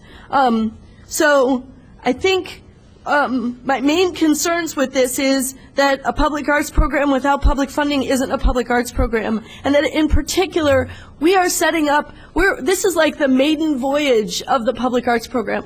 The budget that we establish sets precedent, as we've even seen with social services. We tend to keep things similar to what we've budgeted in the last year. This is the maiden voyage, and the question is, are we going to start the maiden voyage with a message to the public that says, you know what, we're going to fund everything but art? You know, what Susan was talking about, the word sucker on the top of her head. Or are we going to start the maiden voyage by saying, yes, we can't do a lot in the first year, we can't do the task force recommendation, but we can at least do something that really shows our commitment to public arts funding. So that's the first, the main concern. Just in terms of the speculative sources, I appreciate that we're looking at leveraging other dollars to bring to the table. I think that that's very appropriate. What I don't think is appropriate is for us to count on significant amounts of speculative funding without bringing anything else to the table to help make that funding happen. So I've mentioned the thing about how, you know, arts events revenue, unless we create a new category, just given the existing revenue source we have, we'd have to have 4 Sweet Corn Festivals. With private fundraising, the private donations line item, here are my concerns. The first is, you know, how are we going to get expert people on a commission when what we're telling them, if we pass the proposed budget, the original budget, is, you know what, you could have $50,000 to spend if we happen to have events in addition to Sweet Corn that bring in $400,000 in gross receipts, and you all happen to raise $30,000 without any matching funding from the city. And so that's going to cripple our ability to get anyone with vision to serve on this commission, because imagine this. Go to an arts philanthropist in town and say, you know what, I want you to take your $10,000 and donate it to the city, which already gets your tax dollars and is a bureaucratic organization, and we're not going to bring anything to the table other than that we'll administer it. There's nothing else there's no way that arts philanthropists are going to respond to that issue. I don't think, when I look at the Illinois Arts Council and I'm familiar with their programs, they always make sure that matching grants are part of it. They would never give to the city of Urbana. You're dead in the water. You're dead on arrival if you think that the NEA and the Illinois Arts Council is going to say, you know what, you take our money, you don't bring anything to the table, but we're going to give you the money. Check out their website. They say matching funds. That's what they say. That's what grants are looking for, because they're looking for that local buy-in. So I think, excuse me, I have the floor. So the issue is that the third concern I have with private fundraising is the ethical issue of council members and commissioners who have power over many aspects of people's lives going out and privately fundraising. Because when I go out and I privately fundraise and I ask Carolyn Baxley to give me that money to the arts, because she's an important arts philanthropist, is she going to think, you know what, if I don't give Danielle that money, she's not going to vote for my zoning request? Or if I go to Jan Chandler and say, I want some money for the arts, you're an arts philanthropist, is she going to think, well, she's not going to extend my gallery incentive program? So there's an ethical issue with private fundraising. The last concern I have is that we as a city, which has the strong arm of tax dollars behind us, compete with partnered organization for scarce dollars in our community, in particular 40 North, which we have said is an organization that we are in partnership with, we're not competing with. And so to make good on that promise, which we've said the last time we discussed this program, we cannot then cannibalize their funding base by saying that we're going to privately fundraise from the community. So I think that we have to, the question on the table is not a question of whether or not there's money. We know that the TIF, if we were to spend the money that the staff had recommended to us back in April, that TIF we would be spending less from the TIF than last year, and we would have a healthy fund of $1 million in the TIF. So we're not talking about raising property taxes, that's a red herring. We're not talking about cutting expenses. We are talking about taking funds from the TIF and moving them into this program to help to revitalize those TIF areas using the arts, and that being our priority for the first year. My last concern is the issue of Philo Road being non-existent in the budget, and us really, I feeling expecting that it would be there and it not being there, and we having to address that. So I think the question that's on the table is, do you support public money for public art? That's the philosophical line that is drawn here. And what structure of funding is going to support the maiden voyage of our program? What is going to get us to the next step? And if we send a message to the public that we're not spending any money on the arts, joke's on you, and if we send a message to potential commissioners that we're bringing nothing to the table in terms of dollars, public arts dollars that they can use to fundraise more, then we are killing this project in this budget season, and delaying the issue is basically either just putting off the argument or it's putting out some really bad PR for 6 months that it's going to take us a while to recover from. So when your constituents come to you in 12 months at the farmers market and they say, I read for an entire year that you're setting up a public arts program, and I was so excited, and I thought I would see things happening in the downtown in summer of 2008, and I didn't see anything happen. Are you ready to say to them, you know what, we didn't actually fund any art, we were hoping to fundraise and hold events, it didn't really work out, so we're starting from ground zero. We've been working on this and talking about it for years, and we've had a task force work on this for years. This idea that we should somehow delay this is, it's just unconscionable, and it's going to create a lot of problems. So in terms of where we can go from here is if a majority of council members support public art, public funding for public art, then I've presented two alternatives. One is in your packet, and I passed out this spreadsheet here. It's called Alternative 1, and basically it funds $2 per capita for public arts grants at $76,000 using TIF funds. That's the first alternative. And the second alternative is for us to take the motion that came from last Monday and basically just add Philo Road both as a revenue and as an expense, making that commitment to fund the arts at the level that staff brought to us, and to essentially cut private donations until they come in, just like every other grant. We accept that grant. Once it comes in, we can add that to the budget. And to give a realistic picture in terms of arts events revenue at $1,500 for the first year. So I would like to make a motion to, actually before I make a motion, I'd like to hear from council members if they prefer one alternative over another. Then I'll make my motion. May I ask you a question? Yes, ma'am. When you're talking about the grants, what kind of a match do the grants ask for? What percentage? They're looking for 50 or greater. And Okay. oftentimes we can look at the different grants. Sometimes it's 75%, and the Arts Council will give 25%. With the NEA, I'm not really sure. I just know that's the typical thing is that they're looking for matching. Typically, they're looking for the city to pony up a greater portion than what they're being asked to match. And the other thing is, if you believe that it was wrong to have private and corporate donations because you think that's strong-arming people, why did you put that in your definition of a public arts fund? I didn't actually put that phrase in, and I had concerns about how we described donations. I all along thought that it would be very appropriate for the city to seek out grants, and it would be appropriate for us to look at other sources.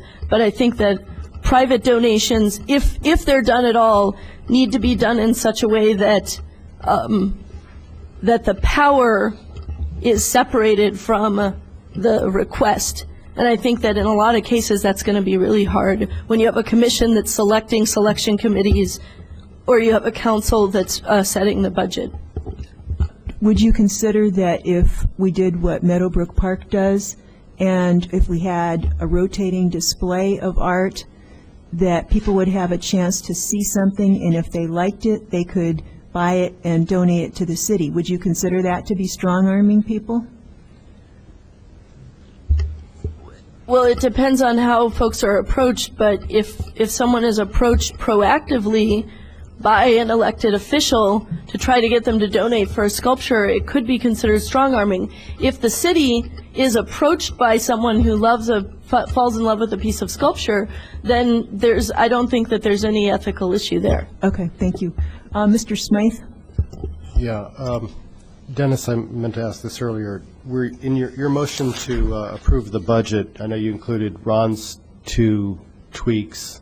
Were you including the mayor's revised statement on Public Arts Fund? Yes. You were? Okay, so this is included in the statement? Right. Okay, thank you. Initial paragraph. Okay, this new, okay, so that was included in your motion. Thank you. Was that the seconder's understanding then? Yeah, I'm comfortable with that. Lynn Barnes. I have a third alternative just to talk about, not to supersede any motion that you've put on there, but just for discussion.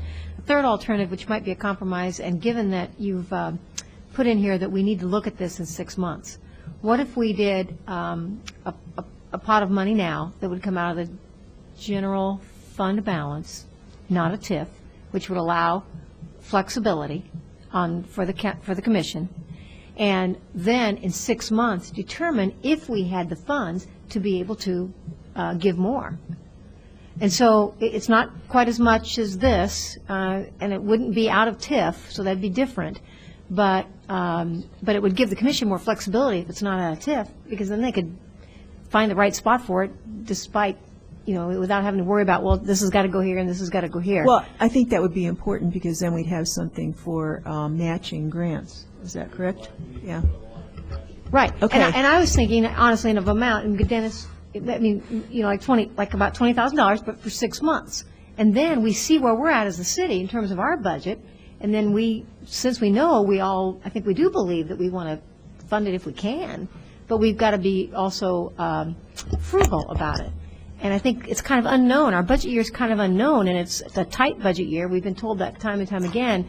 And so I think go ahead and let's take a stretch. Let's go ahead and take some money out of the fund balance. But then 6 months, as you've put in here, we reevaluate it. Okay. Dennis Roberts?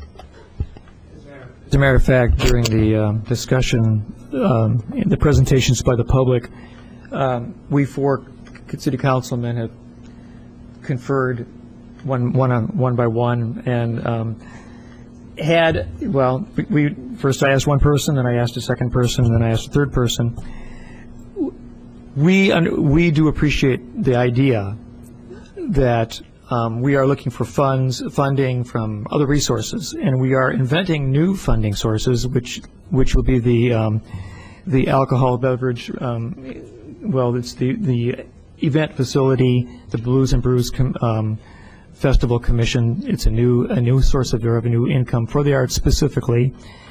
Yet on the other hand, we agree with the public in general that to start a project and not actually donate some kind of a city revenue with the intent of really supporting art projects and not the administrative costs, isn't a very strong approach. And so we're willing to initiate a seed a drop of seed money, not an excessive one, maybe not the one that you'd like to envision, but for the time being, to give seed money into the account so that it can draw matching funds from grant appropriations. Because actually I was going to change the initial paragraph to allow for matching funds from the city from the general account if any was raised from successful grant applications. So we're suggesting the three, Lynn Barnes, Heather Stevensons, myself, and Brandon Bowersox would be willing to take $20,000 out of the general fund as a seed project for the first 6 months. We expect that after the commission is established and they have a program and they present a program to us of ideas and concepts for projects, it's much easier then to say, yes, we actually find these to be totally appropriate use of public funds for the arts. And therefore, we will continue to fund, and we will now make secondary appropriations from the city budget. We'll pass an amendment to fund specific projects that are brought to us. In this way, we understand what we're funding, and we feel comfortable with the quality of it. And we also are allowing a reevaluation after we found out how much the festivals of the summer bring in, and other kinds of projects which will now have taken place this summer. So I feel like it's a more balanced approach and a fair beginning to public funding, with sincere actual depositing of some monies by the city, with the intent that we know right now that we have money right from the start that we can use. Brandon? Yeah, I'll weigh in really quickly, too. I'm comfortable with the idea of using general funds so that all the funding here isn't just limited to TIF-eligible expenditures. I also prefer the rest of Alternative 2 over Alternative 1. To me, I speak in favor of the Philo Road sculpture and art component because we saw it as part of the plan. The citizens looked at it. I was comfortable that that was a key piece of making that corridor beautiful and attractive. And I think $40,000, which is what the consultants and staff told us would be part of that, is a reasonable expenditure given the whole picture of what we're trying to accomplish with a turnaround on Philo Road. And, I mean, Lynn's right. If somehow we can do that for less as we get into the project, we always do that. We're the city of Urbana. We're very frugal. And if we find out we can buy the asphalt for less, we'll do that. And if we find out we can do the project quicker, we'll do that and save money on staff time and all of that. But I'm comfortable allocating $40,000, which to me seems like really the difference between Alternative 1 and Alternative 2 here, to the Philo Road project.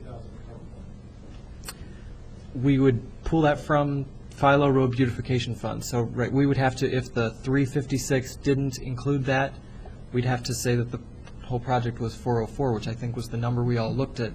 Spending on the project was the road, the sidewalks, the landscaping, the rocks, the boulders, the art, and I'm comfortable with saying that $40,000 is a number I support for that piece, and if it turns out it costs us less, that's great. So that's why I speak in favor of Alternative 2. Okay, now, you have your motion on the floor, is that correct? Not yet. We're just discussing. Danielle's motion is not on the floor yet, okay. Not yet. We're just talking about this, all right. Yeah.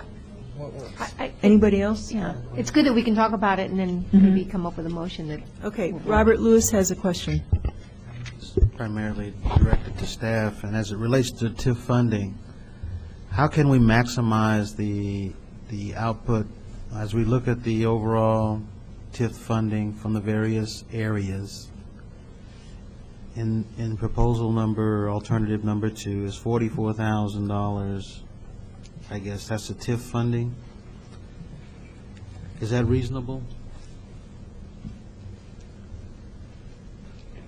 I know there's complications in looking at the various, how it's being utilized, but is that a number you feel good about? And I think you have to envision what it might involve if it's events, projects in our downtown. That's really a policy decision. I think it's in line with some projects we've done in the past in the TIF, groups of projects. When we look at those projects, And we're accountable for that because of their federal dollars, right? Is it federal or state? TIF are local dollars in our special fund that we, But accountability is an issue, right? compliance with the state act. Right, that's what I'm talking Yeah, about. but it's not the same extent like with the oversight of HUD dollars, for example. Okay. So it's not like a grant, it's a special fund that has limitations. Okay, thanks. But you feel comfortable with the 44? Pardon me? You feel comfortable with the 44,000 in alternative two? I don't want to put I'm you really on the not in a spot. position to answer that, I'm sorry. Okay. Robert, you might want to look at the actual TIF budgets. Each TIF has a budget. I know. Charlie? Okay, so in your discussions of the 20,000 from the general funds, are you looking at 20,000 that replaces 20,000 of the TIF money, or is that a new 20,000? I get one idea from Lynn and a separate one from Brandon. True. Yeah. So where are you guys going with this? Well, we can't use TIF money for Philo Road art because it's not a TIF.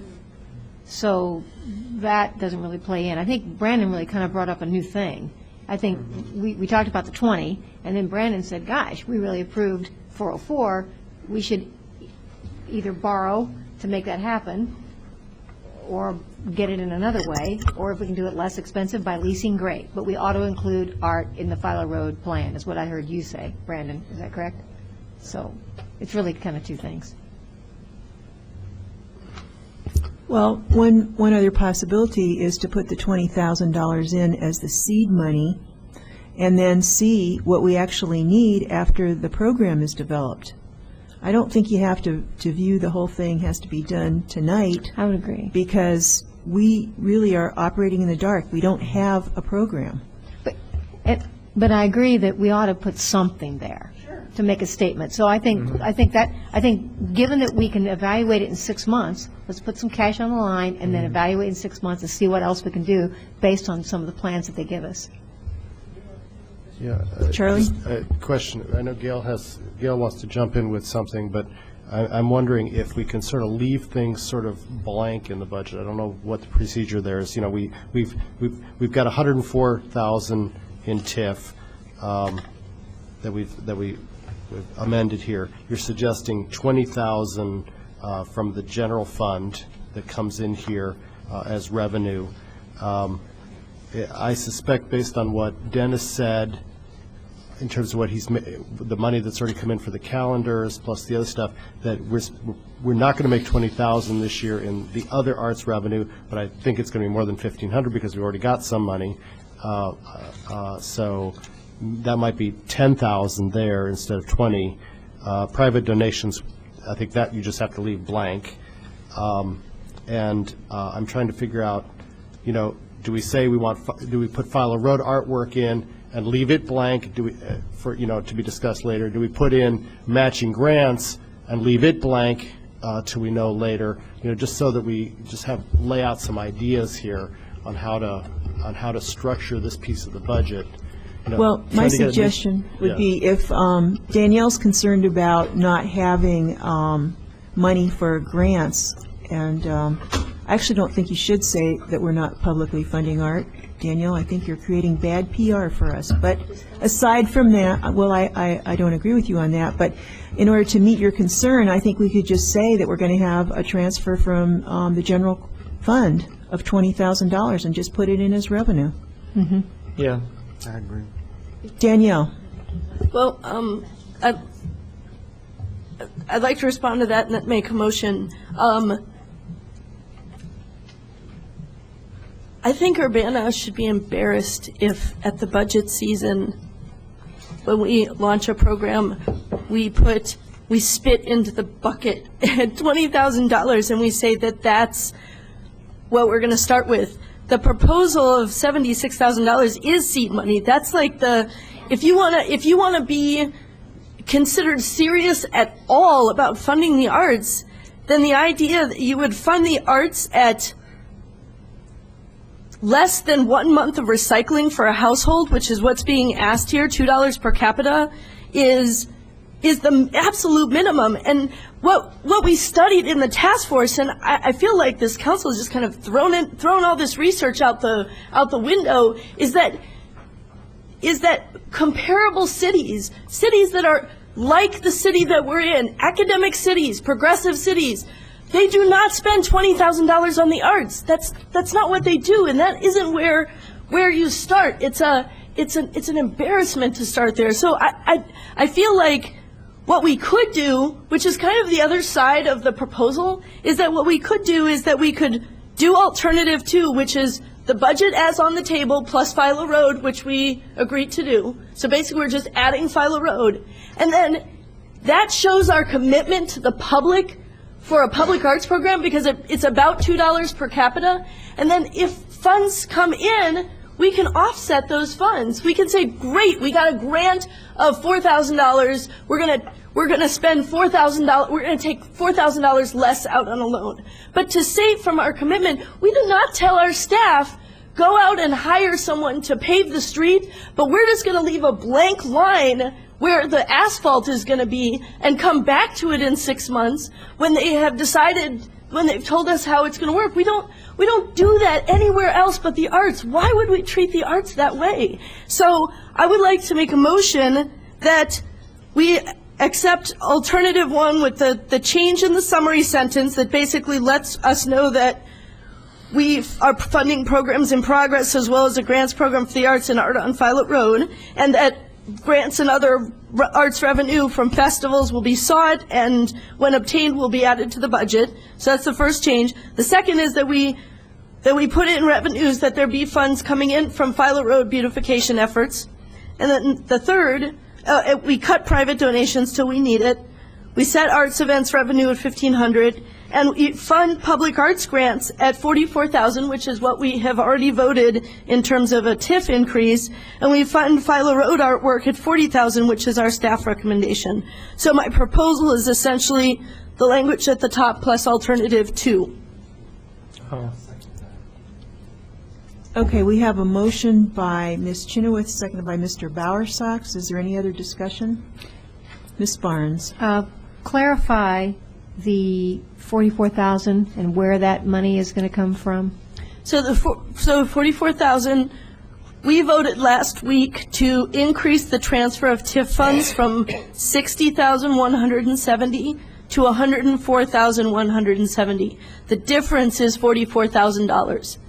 If we take out the private donations as an expectation for now, basically then we have to fund, then that $44,000 is what public arts grants would be. So those grants would be for TIF eligible expenses, arts programming expenses, and then we would have $40,000, which was more flexible, and that would be for Philo Road artwork. Would you repeat your motion, please? Is it alternative 1? Is that what you're asking for? It's alternative 2 on my spreadsheet. It's alternative Yes. 2, and did you make any changes to it?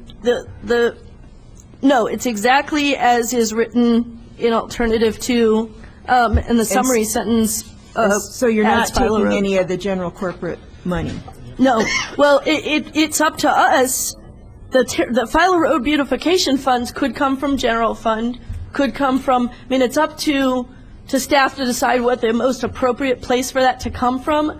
But what we're saying is we want to put it in the budget now. We want to be good stewards of the time that the Southeast Urbana residents spent coming up with that plan. And we want to say, yes, we're putting our money where our mouth is. So yes, we would fund that. Okay, any other one? Mr. Roberts. Well, Lynn, I'd like to hear you first. Do you have a comment? Lynn Barnes. We have a staff comment, too. That may be Let's hear relevant. the staff comment. In the budget, we have a certain amount of money, $456,000 plus or minus dollars borrowed, that is being repaid back by the CIP over the next 9 or 10 years. And if that money does not include the arts component of $40,000, then you would have to reflect an additional borrowing, which then impacts the CIP over the next 9 or 10 years to repay that money back, that money plus the cost of interest. So there is some impact on the budget. When you put that number in, you're going to have to borrow more money, I believe, to cover the cost of it, because there's no money in the CIP for it. We're borrowing and then we're paying back over through the CIP over the years for that whole project. So is it appropriate for the arts component to come out of the CIP at that point? Maybe it is, but you're going to have to borrow more money to accomplish that, I believe. I didn't think it was appropriate, but Lynn Barnes. So I have a question. What is the impact, not talking about the borrowing of money for Philo Road, but what would be the impact of increasing the TIF fund transfer, which apparently has already been approved? That's done. And so that's done, and so the $44,000 is in essence already approved for public art? Seemingly. Yes. Why not? Sure. Okay, so That's not the change. The change is adding Philo Road. so 44,000. So really tonight, the 44,000 is there, based on our vote last week, for the commission to use. We were not terribly specific about which expense line item that would come from. It was the understanding, but we didn't get that far last week. So it is clarifying that as we increase the transfer of TIF funds, we're not increasing gallery rent subsidies or UBA, we're increasing public arts. So grants. that means we, even if we did nothing else tonight, other than just approve the budget with this in it, we are actually establishing $44,000 for the commission to use. That is going to be there for them, which was kind of different than the conversation and I think the public's thinking. Right.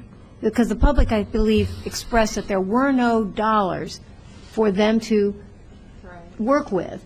But if in fact, last week, we approved $44,000 and that transfer of funds, then they've got $44,000. That's seed money. It's done. I mean, for whatever, 44,000 is there, and it's not for Philo Road. It can't be used for Philo Road. It's TIF, so it has to be used. So it has, no Philo Road, right? But 44,000. So is that? Yeah. See, I don't think the public understood that tonight when we heard all those comments. Is that true? Right. The public's been told that we have no public funding for public art.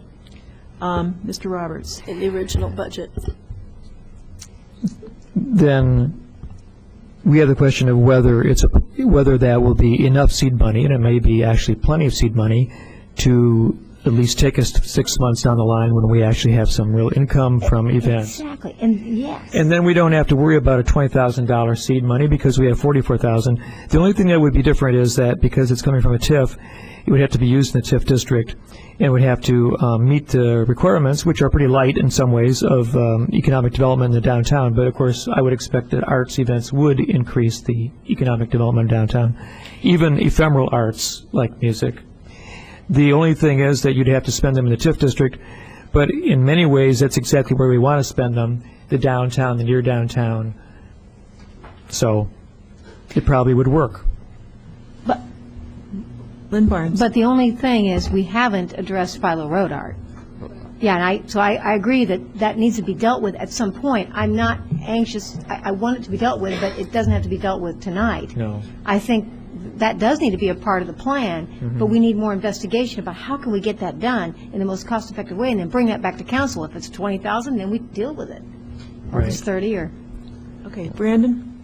Yeah, I'm still comfortable with alternative 2. I think from what I'm hearing, you're right that the TIF transfer is already there, even if this motion fails, but I'm comfortable saying with Philo Road that this expenditure is made. And to Gail's point about the fact that we would have to address the CIP if when they go to do borrowing, they find out that we need to borrow an amount, whatever, the $456,000 to cover it, then you're right, we have to pay that back, obviously, each year with the CIP. So I still support that. I think the Philo Road project, the whole project, is important to get it done, to include the art piece, to include places to sit. And you know, when we talked about Philo Road, we said we wanted to like pull the trigger and have it happen and see it done this October. And we knew that the art installation would take longer probably than October, and there might be snow falling by the time we figure that piece out. But to say that we would wait 6 months or till next budget to figure that out to me, makes it hard for staff to go get that part of Philo Road moving as quickly as they're moving on the pavement and the paint and the lines. And so I support the Philo Road piece and plan to vote yes for the motion that would say that we'll do the piece that the consultants and staff told us it would take. And I still, would remain totally happy to find that we can get the kind of art there the community wanted and the neighbors wanted for a smaller dollar amount. That's wonderful. And we have more revenue to use next year or use elsewhere. But I support committing to this level tonight. And the people from Philo Road area did say that they liked what was going on in Meadowbrook Park, and that was where the whole idea for putting art there came from, and they liked the rotation of the artwork. Lynn, or is Charlie next? I think Charlie's next. I've got 3 items here. First, I move to extend the meeting to 11:30. 30. We have 6 other items here on. Well, then we'll get done. We'll get done. I just don't want to have to do this again. I second your motion. Okay, all those in favor say aye. Aye. Those opposed? Then I would suggest that, I think Danielle's estimate of 1,500 here is too low.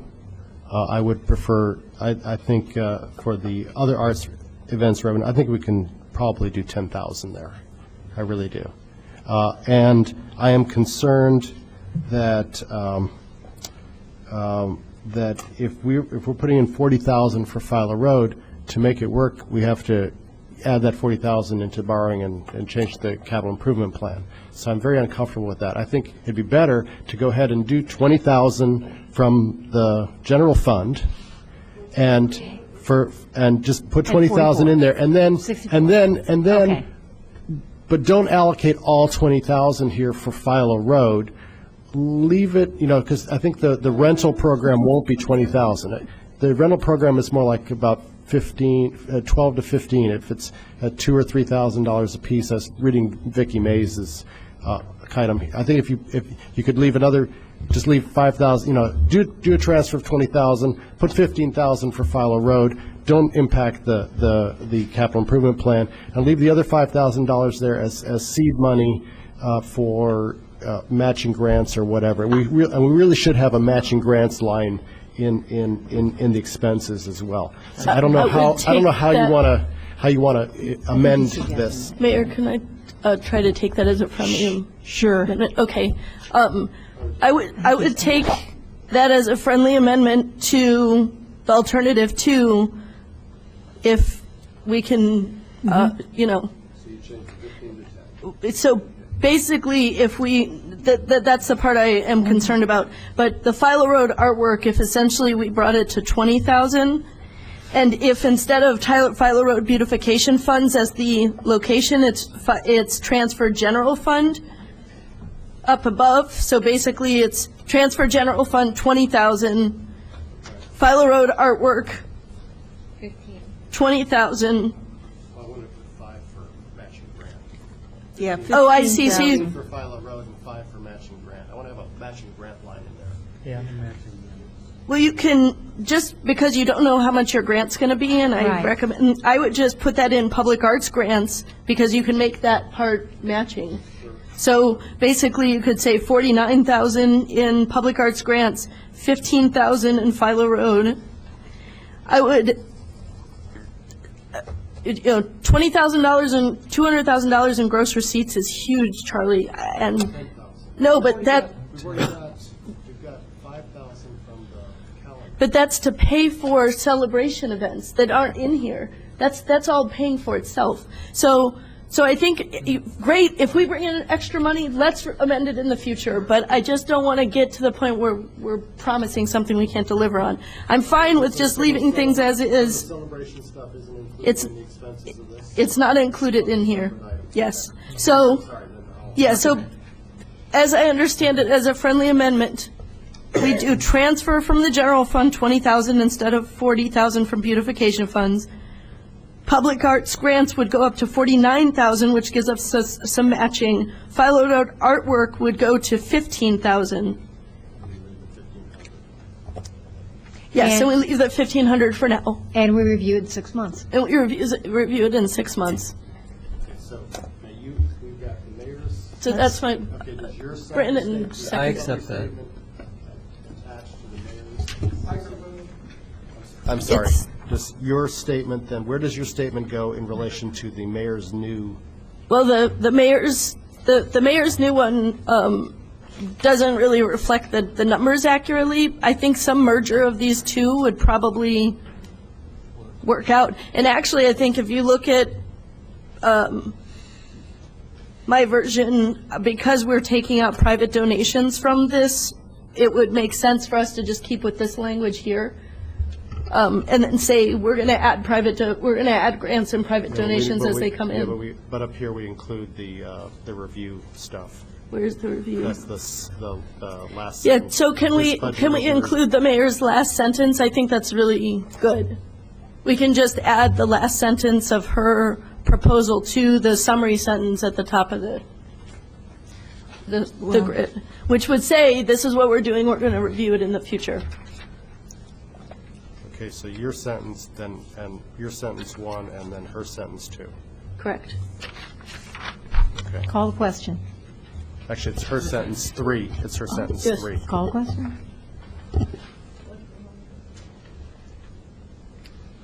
I called the Okay, is there question. any, okay, there's, all right, let's go. All right, this is the amendment, which is alternative 2 as amended. So all those in favor of the amendment, please signify by saying aye. Aye. Aye. Those opposed? Motion carried. Okay, let's get to the ordinance, which would require a roll call. So we're at ordinance number 2008-06-058, an ordinance approving the annual budget. Would the clerk please call the roll? Ms. Barnes? Yes? Mr. Bowersox? Yes. Ms. Chenoweth? Yes. Mr. Lewis? Yes.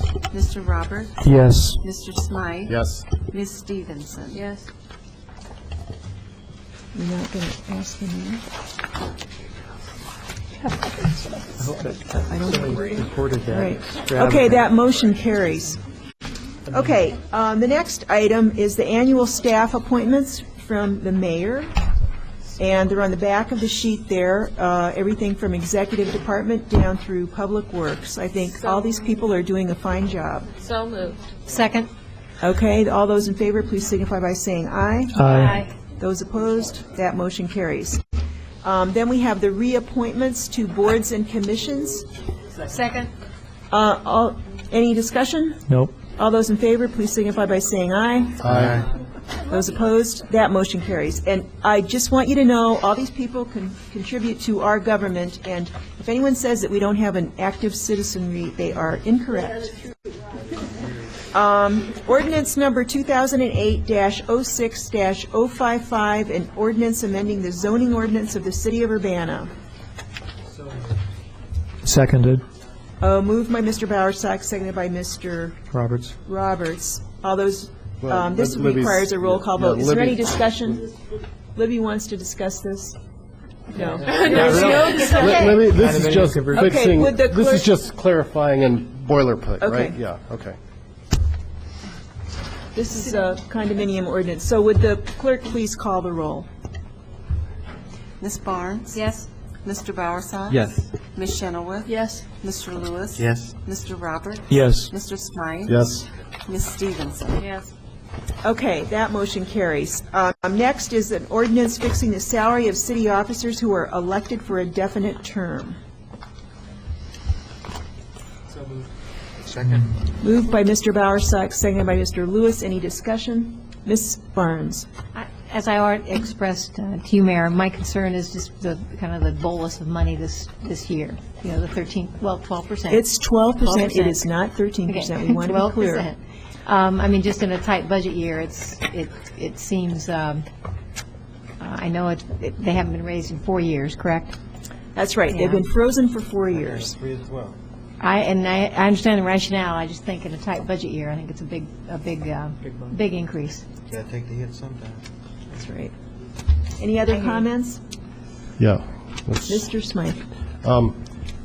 I would prefer to, well, I'm not completely comfortable with the year-by-year raises going forward, because basically it's 3% per year. That doesn't necessarily reflect all of the past years. I mean, some years we've gotten 1%, 2%, or staff's only got 1 or 2% if you go back far enough. In the last 4 years, it's been 3.5%. So the last 4 years have been pretty good. It's hard to project that forward. So I'm not exactly comfortable with setting a forward amount unless we put a sunset provision in here and force the next council 4 years from now to revisit this. So that you don't need to do that because it expires after 4 years, so it automatically. It automatically. Yeah, right. Automatically sunsets. Right. Oh, that's correct. Oh, okay. Okay. Well, I'm still not comfortable with the 3% per year because I really don't know. What about the reflector? I know we. So as I understand it, Kurt, correct me if we can't tie it to the CIP. We can't tie it to. We can't tie it in some way to what we give our. Can we at least tie it to how we pay our non-union employees? Can we set it to match whatever percentage we assign to them in each of the next 4 years? I suppose you could pass an ordinance. You could pass an ordinance to establish some type of parity, I suppose. I think you have to have actual dollars. The salary has to be set in advance.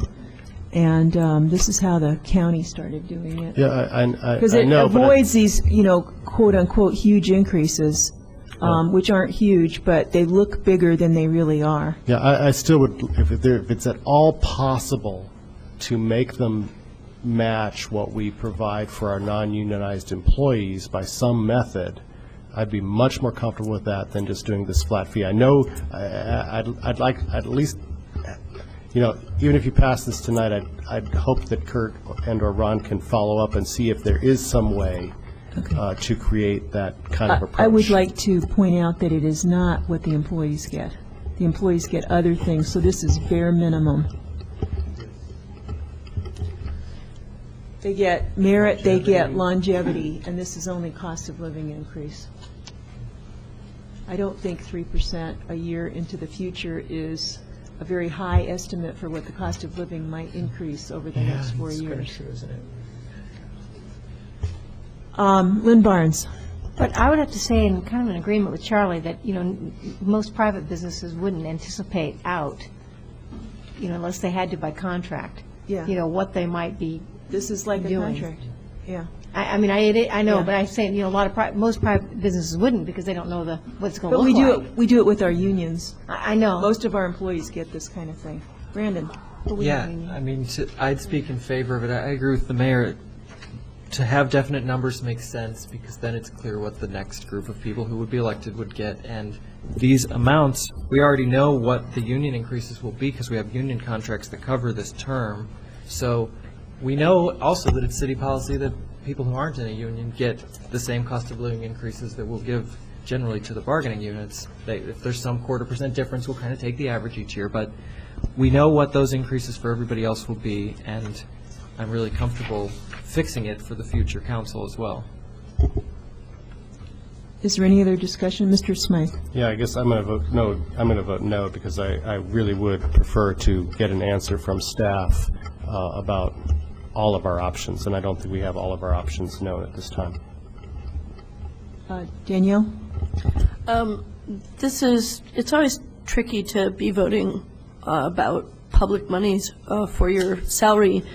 That said, I do want to clarify that it isn't actually our salary, it's the next council and mayors. It would start with the new council and mayor, and so it's really reflecting their pay. I have always supported pay increases like between the last two terms, in part because I'm concerned when we have a disincentive for people to serve, especially people who have kids who need to have daycare. All of a sudden, $5,600 for an older person just doesn't seem like a lot if you're basically hiring daycare to take care of your kids so that you can serve. I also know that, we put in 20 hours a week on this job, and that's I just think $5,600 is not a significant amount of a salary for the level of hours. I mean, I think the last time I checked, I was getting like $1 an hour, $1.50 an hour at this job. So I don't have any concerns. If anyone wants to ask me how much money I'm getting paid per hour, it's not a lot. I do have concerns about the 3%. On the one hand, I think, good idea. We should not have to deal with this 12% increase every 4 years. On the other hand, I kind of like it when each council makes that decision for the next council, and there isn't these increases that don't have to do with what's going on in the economy. So, I prefer that we maybe consider sending this back and cooking it.